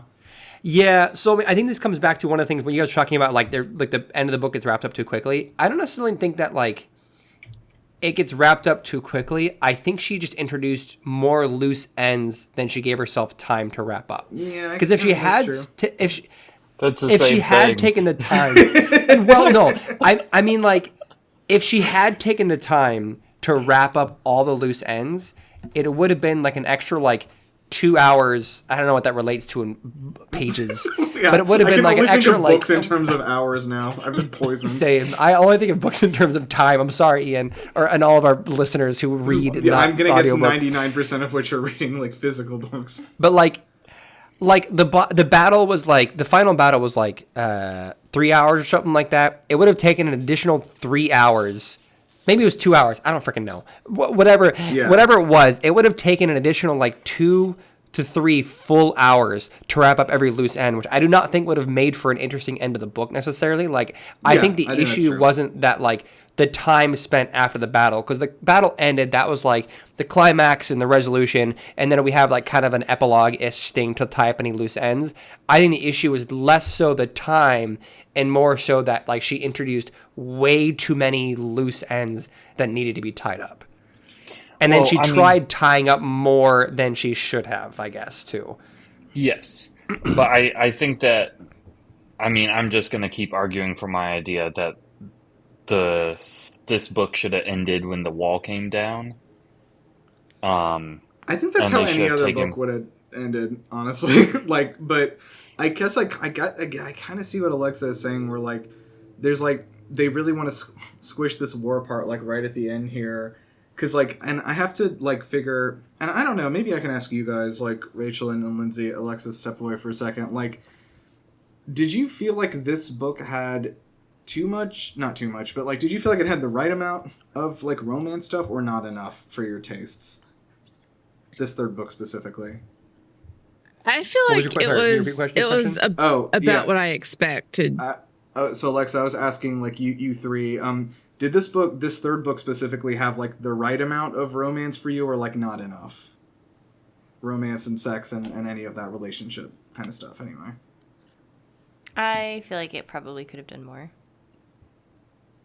It does kind of, it almost felt like they kind of threw away the idea of it being like a romance thing primarily for this We book. talked you know? about this. Yeah. And like, look, I didn't think I would be one to complain about that, but it also doesn't feel like it's the war. She's as good at the war stuff, you know? Yeah. I think to me And the you want a problem book. is that like in the first book it's the relationship of Feyre and Tamlin coming together and happening. And then in the second book it's Feyre and Rysand. And then in this book it's really no one. We don't get a new pivotal romance that's true. to center that side of the book around. I don't know if any of you saw the microaggression in Lindsay's face when you said Rysand, but it's something that angers her greatly. I immediately looked up to see. I don't even know which way is the right way and which way is the wrong way anymore. honestly, in my like- head, I was trying to think which one to say, and It's fine. I think you did say a mix. Like you went kind of straight down the middle somehow. I don't know. So both, great. I'm a people pleaser. What can I say? Don't be mad at me, please. No, we love it. But yeah, no, this happens in all fantasy things. It is what it is.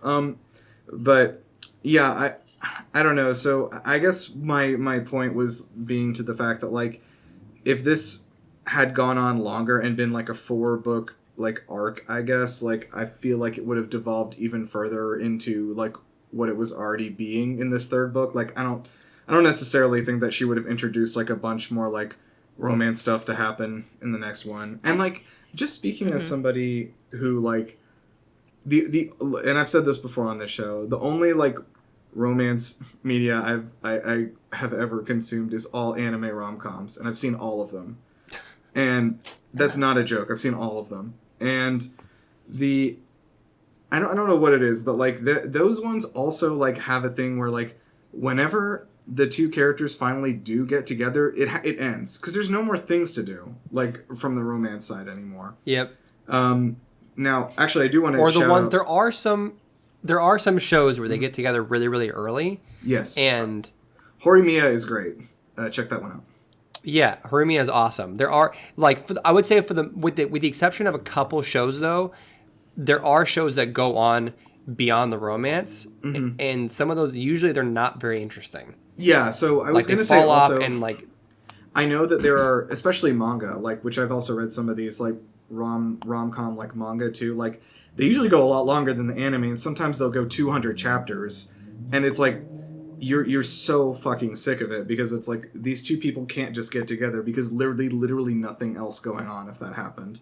And so like I think just my point I'm trying to get to with these books is like how I don't think that her dragging out Feyre and Rhysand would have been good in any way at all ever. No, absolutely not. And so I mean honestly another example of that is Bridgerton's another example of that.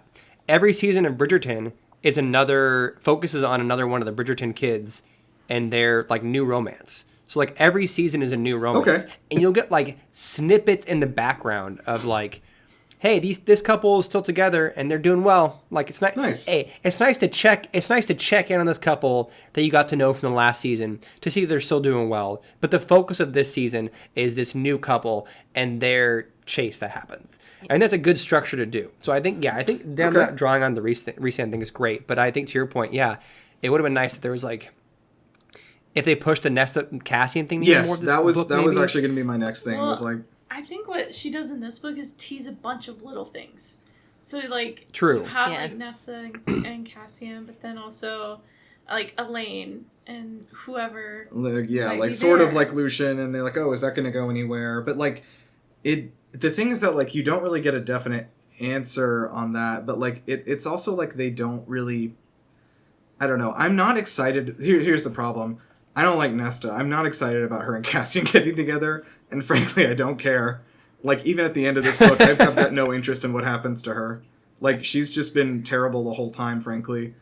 So I think that might be the issue, because, like, I definitely think they could have doubled down on that, but I think they should have spent the book being like, hey, you know, maybe Nesta's a little misunderstood, and, like, here's why, and that should have happened in this third book. And you know, but anyway, that's just my. They get to that. They get to that. I think. Yeah, I've heard that. I think you really wanted, and I noticed this when y'all were making a lot of your predictions. You were predicting a lot of things were going to be wrapped up by the end of this book, and it's like. But like from what you're saying, it sounds like a lot of them are still. And some of them haven't even been written yet. Yeah, I was about to say it sounds like a lot of things are still not wrapped up at the end of book 5. So like, I don't think I'm happy about what you're saying. I did not realize that the following books followed the same characters. I thought they were in the same universe, but brand new characters. I thought after this book, this cast was done. I see. So that was my misunderstanding early on. Yeah, no, it's... I also thought that, like, I knew that actually, I thought book 4 was a new character. But, like, I knew that after book 3, kind of like, oh, we go to a new character. And to me, I thought, I'm kind of somewhere between what Ian thought and what the actual truth is. Where, like, I thought that book 3 had a nice, neat ending. Okay, this is a trilogy. The trilogy has an ending. We wrapped this stuff up. And now we're going to go tell stories with other characters. I figured it was probably Nesta just based on how they're building Nesta up. I kind of figured it was probably her. But I figured like I knew it continued forward. But I at least thought there'd be like a little more resolution. That's kind of how I felt too. Like and like the Witcher books are kind of like this, where there's like a 5-book arc of like a story. And then there's like 2 like sort of books of just like Tales of the Witcher after that, where it's like little mini... No, those are before. Those take place. Yeah, those are before. Before opposite of what I said. But there's like a bunch of like little vignettes of like adventures that he's on that don't have a larger bearing on a story. Anyway, never mind. But I think, again, I'm going to keep harping on this. I think the relationships, specifically Nesta and Cassian, and then Elaine and whoever, needed more time to breathe in this book. Mm-hmm. I think it's clear that Nesta's going to be going through a lot of like PTSD and trauma after dear old daddy she loves so dearly died. Dear It old would have daddy been, that she actually fucking hated. yes, I was trying to be a little sarcastic. Yeah. But I feel like it would have been interesting to see her and Cassian either get closer or actually start a relationship and then have that break down in the next book as she processes this trauma. Yeah, I can see that. I feel like we needed some sort of romance, new, even if it's neither of them, even if that's setting up for future books. Didn't we spend then we so much needed some time? third option. Yeah, so not you, Ian, but Patrick and I definitely did. Like, didn't we spend so much time yelling about like all the will they, won't they, and like let this end, free us, and then like now we're asking for more of it because we don't know anything else. We don't know any other life. Yeah. Sorry, We've been I in just the remembered mines that the too dad long. named his 3 boats after his 3 daughters. This is stupid. Yeah. The Nina, the Pinta, and the I don't know Santa why Maria. I thought of that, but every time I think about the dad thing, it's so It's so good because the camera like pans over and you see the boats approaching and like Pharaoh's like squinting and then like it just does a shot quick like up to him and he's on the front of the boat with the mast like holding a banner, like riding it, and it's like and all the audience is like, who's that guy? And also I also love when Lucian comes up afterwards, and Lucian goes up to Nesta and Elaine and Farah, and Lucian's like, "Yo, me and your dad were tight. Your dad was so cool, you guys." Lucian's like somebody's friend just died. He's like, oh dude, we were really close actually.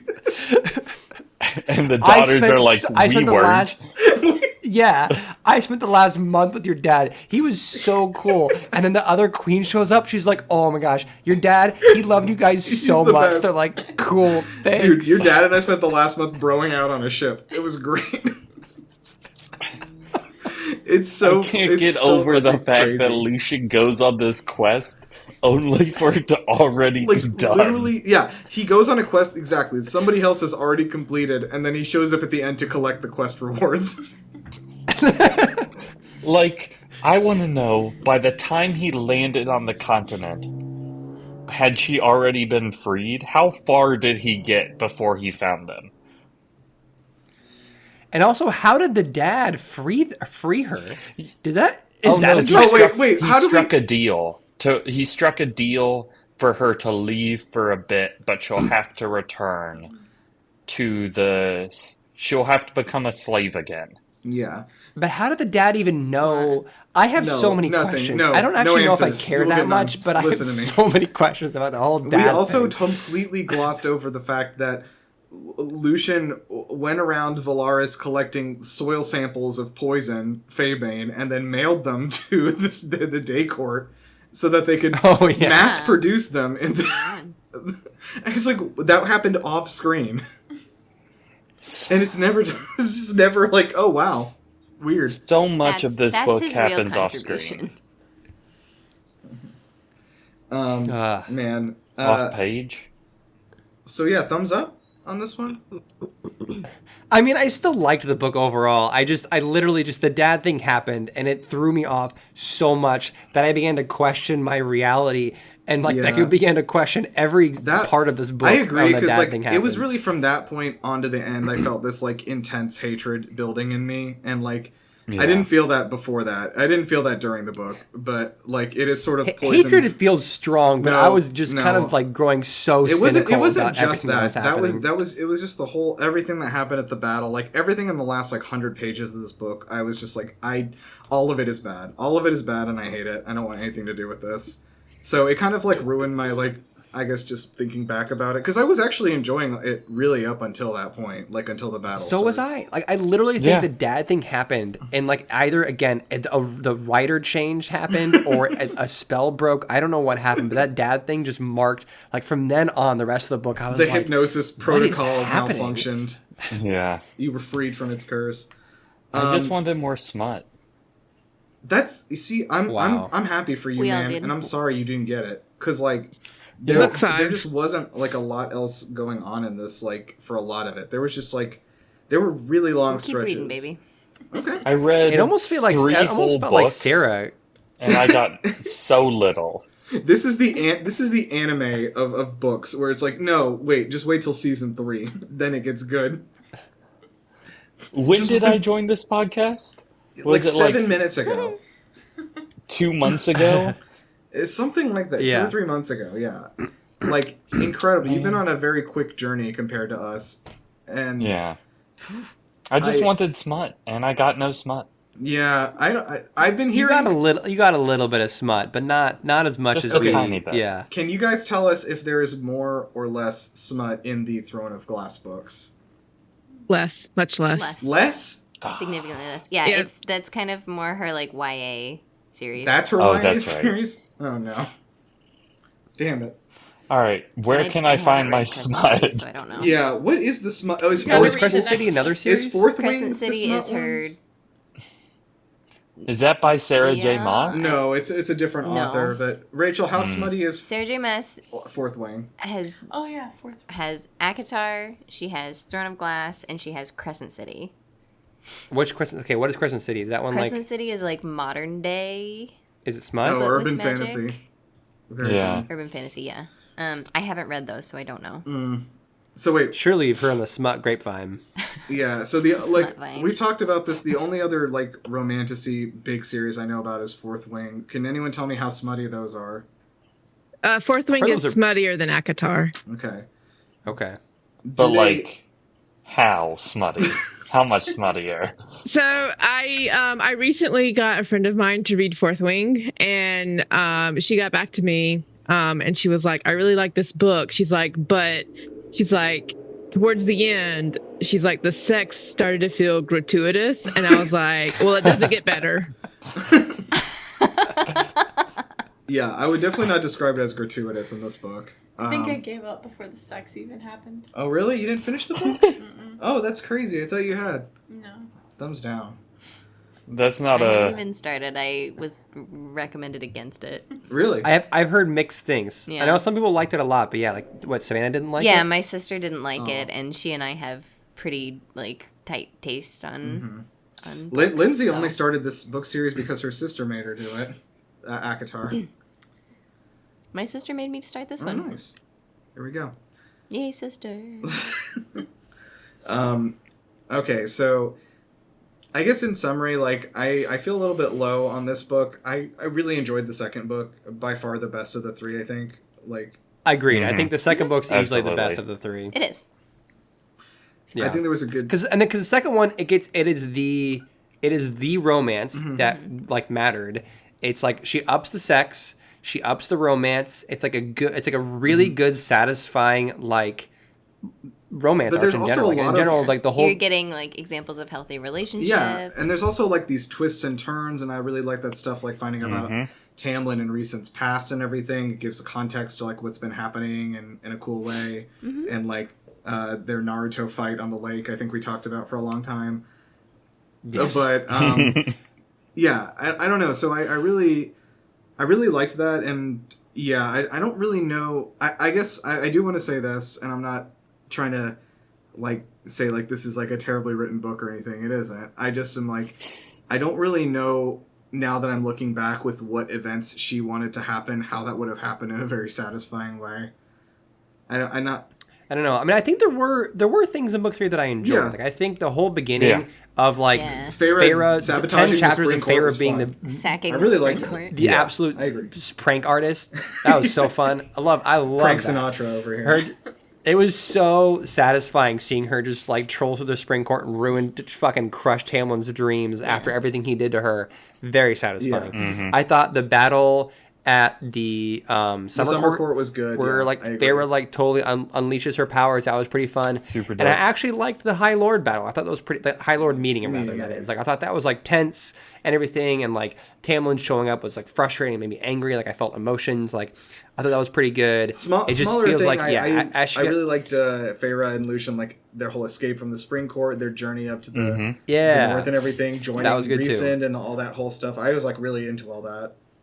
The pit in the library as a whole, but the pit in the library stuff That was was cool. Yeah. Oh, yeah. The bone carver stuff and finally getting the mirror was cool. Amarantha And then getting him weaved. revealing that the mirror was just a big prank. Woven. He's Yeah. like, "Ha! I don't actually need this fucking mirror. I just wanted to see if you could do it." Yeah, I thought that was interesting. That was funny, but Yeah. it also made me think of in Guardians of the Galaxy when Rocket Raccoon is like, I need this guy's leg. Oh yeah. Yeah. I think I literally, with the exception of the Lucian and Dad thing, it was just how things were wrapped up. The rest of the book was great. All the build-up. Yeah. The battles were a little iffy. But it was just how I thought the first story two battles wrapped were up. okay. Yeah. Yeah. Like the more contained battles. I thought the first two battles were all right. But it's just the last like quarter of the book, I Yeah. guess. It just like it feels like she didn't know It's how to even. end the book. The last couple of Actually, chapters. did anyone back in the day read the Aragon books and the last one, Inheritance? Did you, Patrick? Did not. Okay, that also was a series. That the fourth book, which was the final one, like everything was really cool up until like the last 100 pages, and then like the worst ending happened, like the most unsatisfying ending happened for every character in a row, and then the book just like ended, and it's like, all right, it's done, and people were pretty upset about that. But like, I don't know, that just reminded me of that a little bit. But then he came back and wrote a fifth book like 15 years later, so there you go. Honestly, like I kind of want to. The ending of this book being bad didn't really make me want to read the next book any less.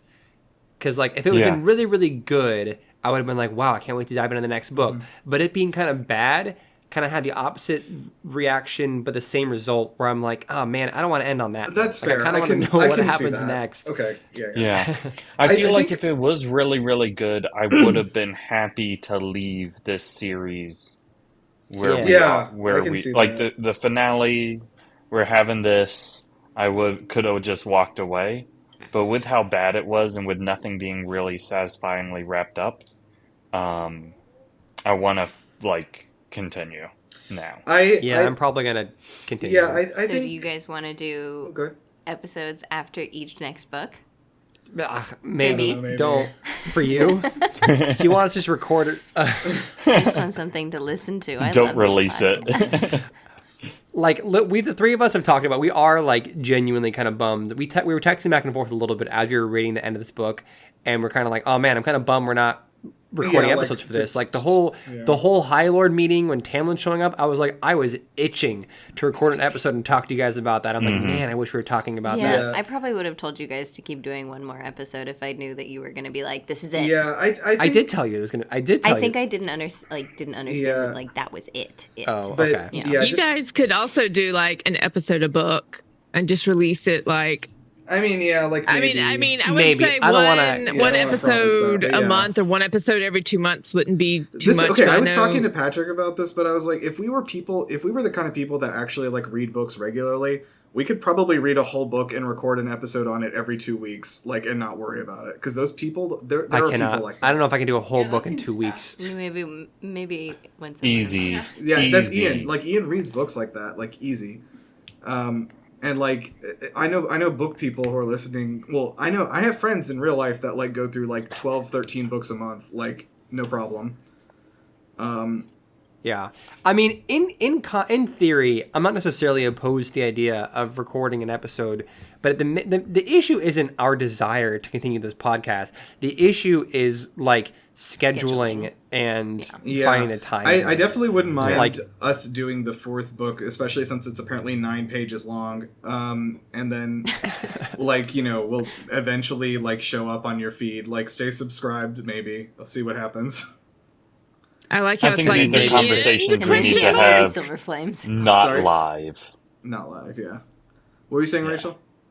It's like that you would see it at the end of like movies or shows where it's like the end and then like a question mark appears. Okay, Mhm. I hate that. Episode title? The finale? Question mark? Yeah, could we have like Thanos will return in a court of silver flames or whatever? Fourth wing. What? No, we're not doing Fourth Wing. We're not doing Fourth Wing. Do you please. know, like, and I would say no one get your roughly- hopes up for roughly Fourth Wing. half the comments that have come from like listeners that we like don't personally know have been, "You guys are going to do Fourth Wing, right?" Why is this happening? I said that y'all should do Fourth Wing after That's this true. series. You did say that.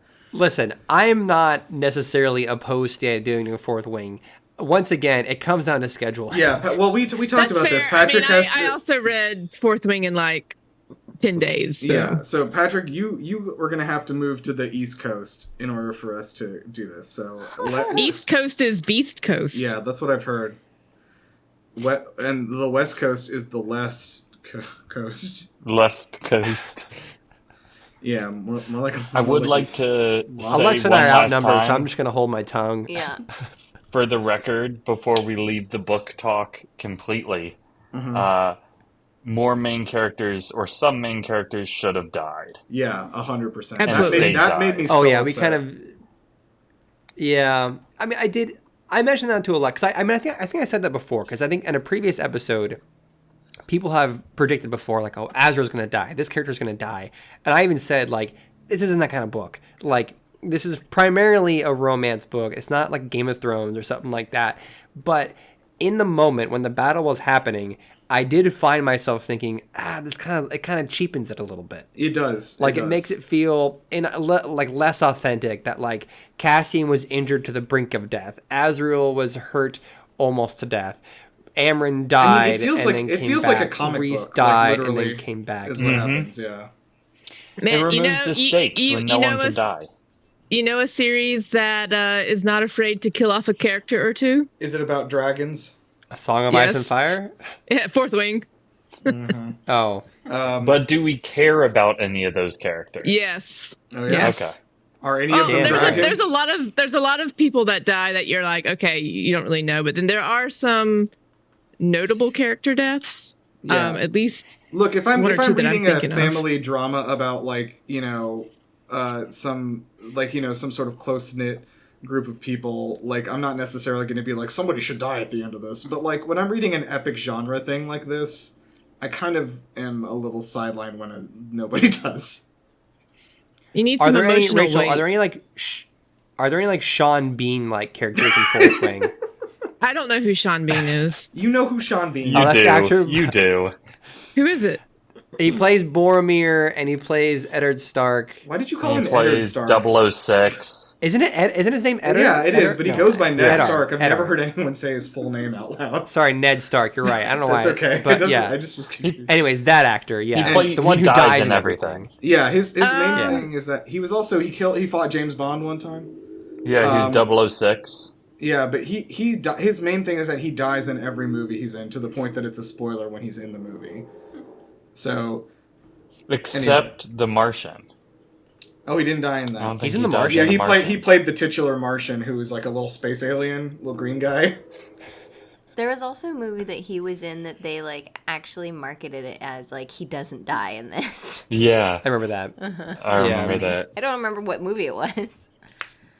Yeah. Anyway, so that's all I mean though. Like if I was doing some, like I said, like just a regular old romance book, and there hadn't been a bunch of like palace intrigue and like battles and like crazy political shenanigans, like I wouldn't be expecting somebody to just like drop dead at the end and be like, yes.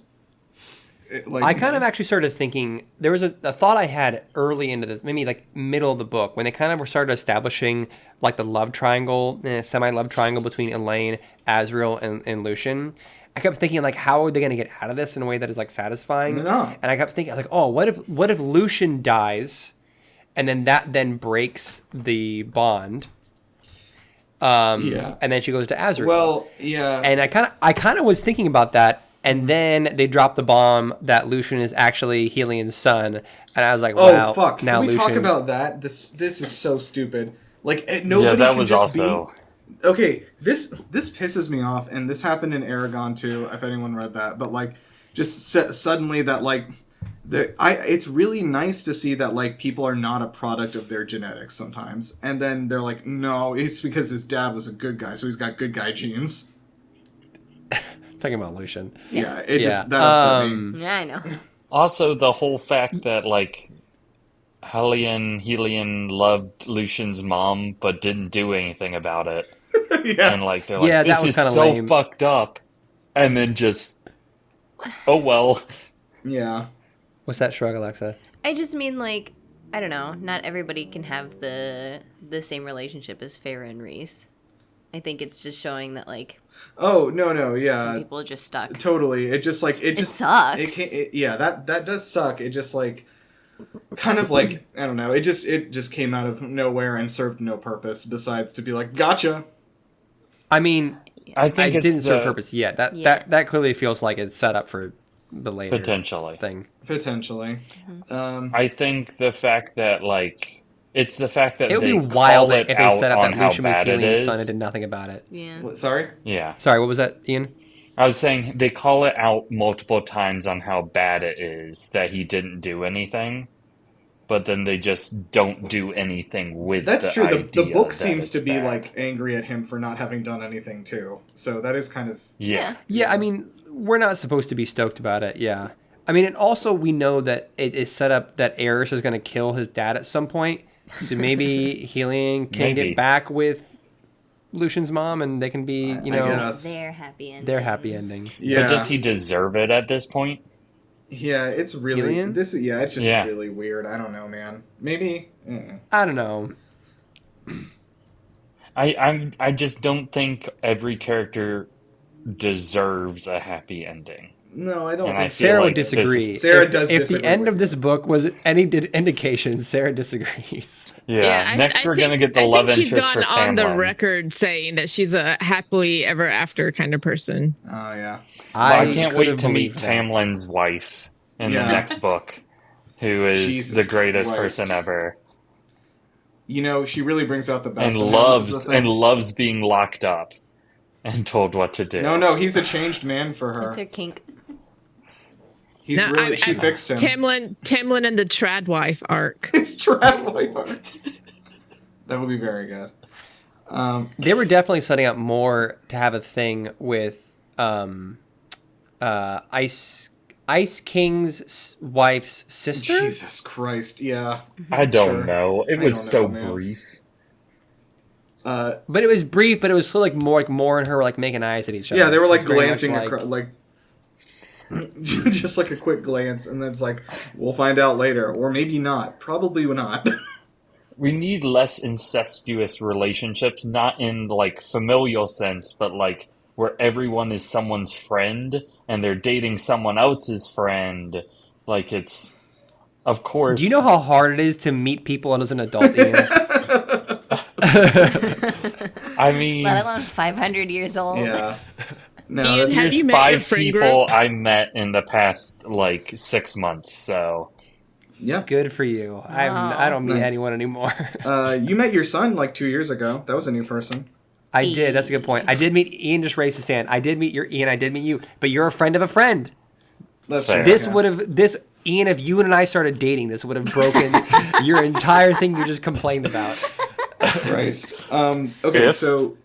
Okay. If Yeah, okay, so I want to kind of like wrap up. I guess we'll each kind of say what we felt about this whole trilogy. Like, I think that I would still recommend it. Maybe definitely not as like heartily as I would have after book 2, but I don't think book 3 is like bad enough for me to be like, don't read any of these. I think it's fine. I think if something you're interested in, like I would say, yeah, go for it. You know, check it out. That's basically my thing. And I think it also, again, just have to hammer home like.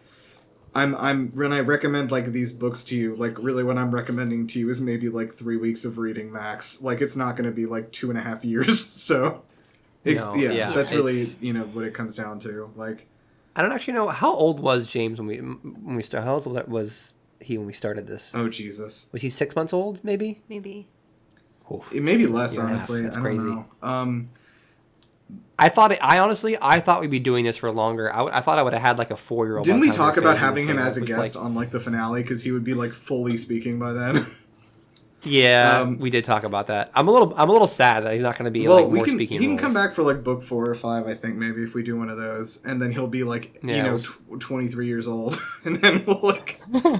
That is, you mean we're gonna read book 5 freaking 21 years I from don't now? know, It's man. wild. Who knows? Who knows if books are even Book 6. exist 20 years from now? The Yeah. way things are going, probably not. I mean, book 6 is done being written. Okay. Is it Really? Yeah. sick? She's she's finished writing it. She just has to like do editing. Oh, nice. All right, guys. So we got to get episodes for books 4 and 5 in the hopper ready to go, so we can get book 6 in, and we can really capitalize on all that like Hype. Yeah. all the the hype. new release hype. Yeah. Yeah. Anyways. Yeah, so I don't know. I definitely wouldn't. After hearing what Pharaoh's story is in book 5, I would love to come and scream about that for maybe 17 hours straight. But like, so we'll talk about that. But yeah, we'll see. I think I would be down to do that, and especially if it's like just. Yeah, we'll see. How about this for listeners? Just keep the feed in your podcast app and don't unsubscribe. Ian and I haven't given our opinions on the book series yet. I didn't say you had. Wow. Go for it. Oh, I don't know, but it sounded like you were about to give a sign off. Okay, bye. You're about to start hit us with a keep on trucking. No, and we're done. I remember. My thoughts are similar to yours, Nirav, in general, where I think I agree that I would recommend it to people. It depends on the person, I think, for me. Like, I have friends who are big, like, fantasy genre nerds, and they're like, they're into, oh, I know what you're about to do. They're like big fantasy genre nerds, and they're into like the whole Stormlight archives and all that kind of stuff. Like, we have friends in the server near who are like into that kind of stuff. I don't know if I'd recommend this book to them necessarily. Like, my concern is this book wouldn't satisfy someone who's like hardcore fantasy nerd, doesn't necessarily like a lot of romance. Like, it kind of threads the needle between the two of them. Like, I enjoyed this a lot, but like, it depends on the person, really, I guess. I say that these books are an intro to romantasy. I can see that. But you have to be into that genre in general, which a lot of people, I guess, aren't, I guess, is the question. Yeah, but that's what I'm saying. Like, you tell somebody and say, like, hey, you want to get into this whole thing? Yeah. Like, this is a good place to start. Yeah, I get that. And for what it's worth, I have this reading these books has made me more interested in reading some of the other books Alexa really likes in this genre. So I might get into some more of the books that she likes. Who knows? Big question mark. But I still like it, and I liked it enough that I want to keep reading. Yeah. So that's still a thumbs up for me, at least. All right, Ian, how'd you feel reading through I'd these? say slightly differently. I'd recommend this to most anybody. I think the romance side of it is not much more different than many of the other tentpole fantasy series that we think of, like Wheel of Time, not Lord of the Rings, there's no romance. The Witcher. Hey, Aragorn and Arwen hold hands one time, so... It just feels like it's a more modernized take that's not Mormon on romance and fantasy. That was a sick Twilight reference. Well, or anything Brandon Sanderson's done. Oh, that's true. I was more thinking Brandon Sanderson. You're right, both of them. Jesus. But like Brando Sando. Yeah, Wheel of Time has like very tame romance.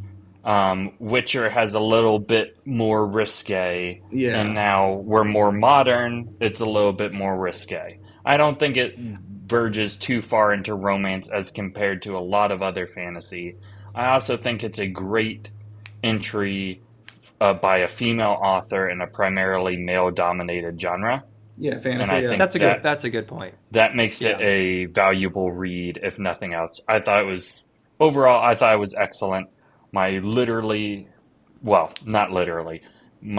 real complaint is the way things wrapped up in this book. I'm hoping things get better as it moves forward, and both she continues to write and the story continues to develop. But I would definitely recommend it. I would not trust people when they tell you something is super smutty, though. Because I feel like everything everyone says is super smutty is never super smutty. I think that might be true, because I feel like people have kind of a skewed sense of like how smutty things are, considering how there is not a lot of sex in really any popular media anymore. I think that's just what things women enjoy get labeled. Yes, that's a good point. I think I have a good, now that we've read Akatart, I feel like anyone who's really into this genre has read ACOTAR. Basically, everyone's read ACOTAR, it seems like. So now if anyone says, hey, you should read this book, it's smutty, I could be like, okay, more or less than ACOTAR. At least ACOTAR is kind of a good frame of reference to understand. A good baseline to understand that. I think part of the reason I wouldn't necessarily recommend this to all my fantasy friends is because it's not that the romance is off-putting. It's that I think when this book goes further into the pure fantasy and kind of sidelines the romance, her writing gets a little weaker. Yeah. So I don't know if it's not bad. I don't think like there's still a lot of stuff I really really enjoyed, but I do think like parts of it are a little weaker and kind of hand wavy. We didn't really get into it much, but I mentioned before that there's a lot of stuff in the book where she'll introduce like, this is the most powerful thing ever, and we have to nerf it by putting this spell in a cooldown, or this we have to create an antidote to this, or a serum to this, or like it's like there's a lot of like fantasy stuff that like kind of like is like not like doesn't feel super well thought out. Where I feel like and it didn't bother me that much. It's kind of just like whatever. This is like the book's fun. I don't really care that much, but I imagine like a really hardcore fantasy person like might like not dig it. Yeah. I don't know. I think like, people okay. So I was talking to Lindsay about how like in Mistborn how like cool the magic system is and explaining all the like so there's good. like spreadsheets to explain it, and she was just so put off. She was just like completely uninterested in anything I was talking about. That's a really bad intro to it. And it's introduced really really well and slowly in the series. I think it's one of the best fantasy series. Oh yeah, all time. it is. Yeah, it is. Mistborn is top tier. The first book is probably my favorite book ever. What I was saying, though, Ian's doing a hand wavy thing. Ian, what is this? Have you buried the lead that you hate Mistborn? I don't hate it. It's just I read the too Mormon for him. Is it just 3? I don't know how many there are. I read the first 3. There's the first trilogy. There's a first trilogy. Yeah. And it was fun. It was interesting. I don't think it was like that groundbreaking. I did read that coming off of Wheel of Time because Brandon Sanderson finished the Wheel of Time. I was interested in some of his other work. To me, it was all right. It definitely had some cool moments. It definitely had some cool stuff. I don't see it as like a nerdy holy grail that some people do.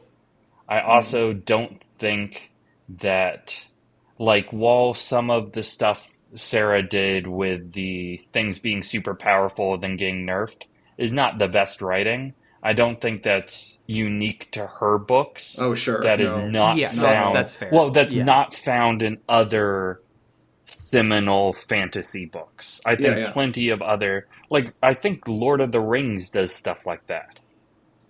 It probably does. Well, yeah, how about I Am No Man? Remember that one? Yeah. I mean, so I think... I mean, that was a... Come on. Yeah. That was I cool. think it's easy to look at these books as romantasy and not give... and, like, as lesser than fantasy. Yeah, no, I think what they do in the fantasy department is as good as many of the other, as good or better than many of the other fantasy books we're getting nowadays. Sure, I would agree. I would agree with that at least. Yeah. So one thing, granted, Ian, you read a lot more fantasy books than I do. Like the last fantasy book series I read. No, for sure. I mean, you read in general more than I do. The last book series I've read before this was Stormlight Archives and Mistborn. Yeah, like that's about it. I don't read a whole lot. So like that's kind of my whole baseline for any of this kind of stuff. It's also hard because like the last thing we read from this book series was that battle that we all admitted that we weren't terribly fond of. So like the freshest thing that I've experienced is like I'm like and it was like pure fantasy battle. I'm kind of like about it. I think if you'd asked me if I recommended this book a week ago before I got to that final battle, I would have been a lot more hot about it. So I think that it soured me a tiny bit, but I still. So we just can't let those last couple chapters taint the past 2 years or however long y'all have been doing this. You're right. We gotta hold our head high. You're right. And be like, we enjoyed this journey. These 3 books were good. We had fun with this. Mamma Mia. Yeah, Mamma Alexa Mia. wanted to do your fan cast. You have more fan casting info. She's surprising us I did with. want to say one thing real quickly before we move on. Like, My point, what I was saying about when I talked to Lindsay about the magic system was that, like, some people like only like a fantasy novel when they're like they have to open spreadsheets and start doing calculations to understand the magic that's happening inside a book. And there are other people who like need like just like I want all this hand waved, it's magic, I don't care. Which is that's what I was thinking. Yeah, I want to let you speak. Yeah, which I don't care, but also my reference is what is that? Name of the Wind? The Name of the Wind by Patrick Rothfuss. Yeah. Oh, Name of the Wind. That's my only reference to like a hardcore like magic book, and I didn't super enjoy it. So yeah, and that is definitely Name of the Wind is I think is also tough because that is a really like heavy. How do I say that? Yeah, it's like the most fantasy, but also book. like the main character is kind of a. The main character sucks, and he's an unreliable narrator, which kind of like draws into question a lot of the events in the book. Which is interesting. I only got halfway through. Like I really liked it, but also I get it. Okay, so I'm sorry, Alexa. Please tell me what you were gonna do a final fan cast for us here. I did, but we don't. I mean, if we were still talking about anything, are we? I think we were kind of giving our final thoughts. Yeah. I was kind of like a. I want to hear it. I had a surprise little thing, and I'm gonna drop it into our chat just because I made a visual back when we made when we did all the other stuff. Okay. It's just for the. So I did all the High Lords. All right, let me take a look. So I fan casted every High Lord. Okay. For everyone's recollection, Reese is Henry Cavill. We had already established that. Right. And Tamlin is Austin Butler. Hot but punchable. Interesting. You're right. Yeah. Okay. All right. Summer, in my mind, is black, and so I did Kadar Williams Sterling. So he's from Sex Education. Thinking of him as like very attractive, but still really young, since Tarquin's supposed to be quite a young High Lord. Day Helion Ram Charan from RR and several other films, but we know him specifically from we RR. know him from RR. Yeah, he's like one probably of the biggest most actor handsome in India, but people he's super handsome on the planet. So Yeah. handsome. For Dawncourt, Thiessen Simu Liu. Yeah, I think that's a good one. I like that. Yeah, like very nice. Yeah. Especially when I also like to think of him like not only in Shang-Chi but also Barbie. Yeah. Oh yeah. As one of the Kens. Yeah. That's great. For Autumn Court Baron, Michael Fassbender. I really am That's into good. this. I had not thought of this, and I'm really into it. Yeah, I like that's this one a really lot. good. Yeah, like a little bit older and like still very handsome, but plays a dick. He's such a really good. easy. He's such a good villain, man. Yeah. Incredible. Yeah, like he's a good villain. He's a really like we good- saw him in X-Men as a very good villain, but also like Also, 12 Years a Slave. He's a see- very good villain. Like I see I've not Autumn seen that. as like an older, balding, fat man. This whole time, that was what I had in my head. No, because all They're the High all Lords hot. are supposed You're to be mistaken. handsome. They're all hot. They're all supposed they're to all be hot, handsome. but also Baron is supposed to be the oldest of all of them. So Yes. I can get it. But yeah, probably still a little bit hotter. Okay, you kind of can. Yeah. Yeah. All right. He And does then, do a good And villain. then for Callias, Dan Stevens. yeah, I like that. That's good. Just make his hair white. Was he Dan Stevens from From he's Beast in the New Beauty Age. and the Beast. He's and also Legion. in Beauty and the Beast Legion. Downton Abbey? Yeah. Yeah. Yeah. Can we do a quick, since this is my first time doing one of these big, everyone's here, can we do a quick recap of the previous casting? Oh my god, I had Oh, so yeah. many like. Let me see. Didn't Okay, so we- mine was actually a voice cast because I was like, I'm gonna do an animated series so I can get the exact right actor for each person without worrying about how old they are. Bro, how do I even find mine? I think I saved mine in my notes somewhere. Hold on, Lindsay, can you vamp while I find this? This is gonna take too. We'd have to go. Oh my gosh, this is gonna have to be really fast. It's fine. I have my images right up here, but that was just my stuff. Emily Rudd for Farah, Henry Cavill Reese, Morgan either Florence Pugh or Vanessa Kirby, Amron Greta Lee, Tamlin Austin Butler, Nesta Sophie Turner, Elaine Lily James, Cassie and Jason Momoa, Azriel Diego Luna, Lucian Skylar Kusando. Yeah, I like Alexa's list a lot. I did mine. Alexa and I had some overlap. Mine was Farah was Rachel Ziegler. Rhys-Ann was David Cornsweet from Superman. Morgan, Amelia Clark, Amryn, Greta Lee, Tamlin, Liam Hemsworth, Nesta, Adria Arjona from Andor, Elaine, Isabel Merced, Cassian, Michael B. Jordan, Azriel, Dev Patel, and Lucian, Tom Holland. Okay, nice. Okay, I found mine, and remember, mine's an animated one. So I have Ashley Birch as Feyre from Horizon Zero Dawn, Life is Strange, etc. Reese is Tom Ellis from Lucifer, who I think could also play him in real life. Frankly, look him up. Tamlin, I have Sam Heughan from Outlander, the main guy. He's got a punchable face, but is also hot. But he's got that in his voice. So Lucian, I was really happy with. Domhnall Gleeson, who I was talking about, who was in Star Wars and Ex Machina, etc. Amryn, I had as Kimiko Glenn. She was in Spider-Verse, Orange is the New Black, a few other things. Moore was Tara Strong, who was every character in every cartoon.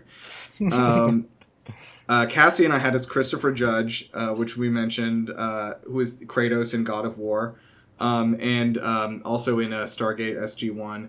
I do want to again mention that I met Christopher Judge at Dragon Con here, and I told him that I would like for you to play Cassian in Akatar, and he wrote it down and asked his agent to look into it right there in front of me. So if that happens, that was me who did that. Azriel I had as Dante Bosco, Zuko from Avatar. Very good. Very happy with that. Elaine I had as Caitlin Glass, who you probably know best as Winry from Full Metal Alchemist. I think she's got that very, very vulnerable but also very strong voice.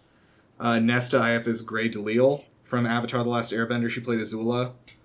That would be a very good Nesta. Don't fucking argue with me on that.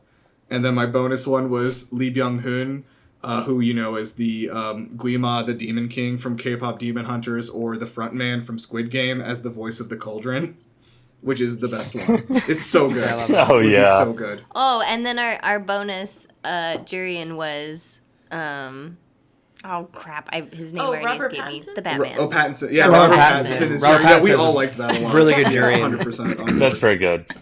Oh, and I think I did my bonus. Another bonus was mine was like Anya Taylor-Joy as Ianthe. Yeah, that was a good one too. She's killer Yeah. for that. Good one. But you had a good Ianthe. Your Ianthe was Amanda Seyfried. Amanda Seyfried. That's good too. Okay. Also very good. Yeah, so the quick recap on our castings there.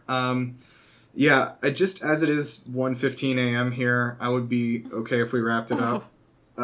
If you are. And this also we're over 2 hours. Yeah. This is a pretty long episode. I think that's fine for this one, but yeah, thank you guys so much for listening. I did look into the stats today, and we amounted about 6,200 listens, so that's pretty neat. Total. Yeah, totally. Yeah, it's pretty good. Yeah. Had like 200 something subscribers, so yeah, I'm very happy with that. That was I'm really proud of that work, and I want to thank both Ian and Patrick for doing this with me, and especially Ian for coming in so late and then reading these books and catching up and everything, and then also thank you, Ian. I thank Rachel and Alexa for support the entire time with all this stuff, and Lindsay of course for emotional support when I cried, And for suggesting the idea. Yeah, all three of y'all. Yeah. And then thanks, Joe. We miss you. Yeah, and yeah, shout out wherever yeah, Joe is. Wherever you are. Wherever Joe is. He's in the wind. In the wind. He's gone off the grid. Yeah. Yeah, thank you to everyone who's been a listener and just been along for this ride. It's been fun. I like to think we'll be back. Yeah, I Who think knows? I would like to do one on the fourth and maybe the fifth book, like a single episode thing, and talk about it in the future. I don't want to promise when that'll be, but I would definitely like to do that. So stick around. I'll just do a quick plug. I've restarted another podcast I was doing with my friend Annie called Animal Genius World, where we just pick a different animal each week. We both do a lot of research and we put our science degrees to good use for the first time ever and talk about it. Just like casually scientific, fun, kind of comedic podcast where we just talk about all these facts about like an animal, from taxonomy to behavior to their interaction with humans, etc. So yeah, check that out. It's on whatever podcast platform. It's a quick hour, easy in and out. And like I said, it doesn't require any scientific knowledge. Sorry, Ellie's going crazy back here. Doesn't require any previous knowledge of science or anything, so you should be able to follow along. So check that out. I think Patrick might be Yeah, and appearing also in there Ian and I soon. are starting a new podcast about cars, probably. Did we talk Cars about and Star Wars? trucking or something. The Cars and Star Wars podcast. Yeah. Cars and Star Wars. Like podcast. Disney's Cars, Lightning McQueen. Yeah, Yeah, it's cars, Disney's- capital Disney's C, cars, by the way. Yeah. We're strictly talking about cars 1 We're through going 3. into the real world implications of It's a the scene. Cars universe. It's a scene by scene having breakdown car of the poke. Cars trilogy. So we watch one scene of Yeah. Cars, and then we do like a 2-hour podcast about it. Also, Amazing. I can't wait for the episode where we talk about World Mater. War II. Yep. Or how Mater has a bunch of car parts in his junkyard. What is the implication of that? Are they body parts? Or in the third Cars movie, when one car climbs into another car and drives it. These are What? the big questions. These are the big questions. Yeah, tune in to Car what Wars. is it called again? It's called Car Wars, dude. keep Car Wars. Car Wars. I was gonna say keep on trucking the podcast. Yeah. Oh, okay, that was better. And we Yeah. log off by saying a quart of bros and broses. Yes, that's Yep. it. And thank you to Synergy, brand synergy. Thank you to Parachutes for the theme song Red Queen. Again, I think that one's still not up because the album is mastered. So if you keep an eye on Spotify, it'll show up soon. It'll be in that first album drop when it's coming, which is You should have told them to drop the album just in honor of our yeah, finale. I should and have. then we You're could right. have I should had have just the. told them to do that. But yeah, like there's a new version of this song as well as a bunch of other great songs. So definitely keep an eye on them on Spotify or whatever your music platform is. So I guess all that's left, I don't know, does anyone want to keep on doing something? Is there anything you want to do? I'm so tired. I want to go to bed. All right, let's truck all the way to bed. Thank you guys again so much, and I like to think we'll be back someday. I'm leaving it open for Someday. a sequel. So The day I'm you need us optimistic we'll be most. back. yeah, I just don't know. Yes. Should you need us? yes. Should you need Yeah. us? Just look to the clouds and just scream as loud as you can. Keep on trucking, and we'll be Yes. there. You put a bat signal of And a then truck whisper, up into the sky. Support your local bookstore. Oh, and support your local bookstores, which we've Mm-hmm. not been doing a good job of. So thank you guys. Lindsay, you want to say keep on trucking into the microphone, please, for me? Okay. Keep on trucking. That's good. Thank you. Alexa, please say it Hell too. yeah. Keep on trucking. Yeah. And support your local bookstores. Rachel, keep on trucking. Say it. Keep on trucking. You're so tired already. Wow, he's so enthusiastic. I've been Alright. up for like 20 hours at this point. Yeah, that's true. Oh my gosh. I'm actively dying. Keep on trucking. Keep on Bye. trucking. Bye. Tick, tick, tick, tick on the wall. Maybe you could have it all. Get down on your knees and pray. Maybe she will let you stay. Good enough if you play the game. Here comes the music, don't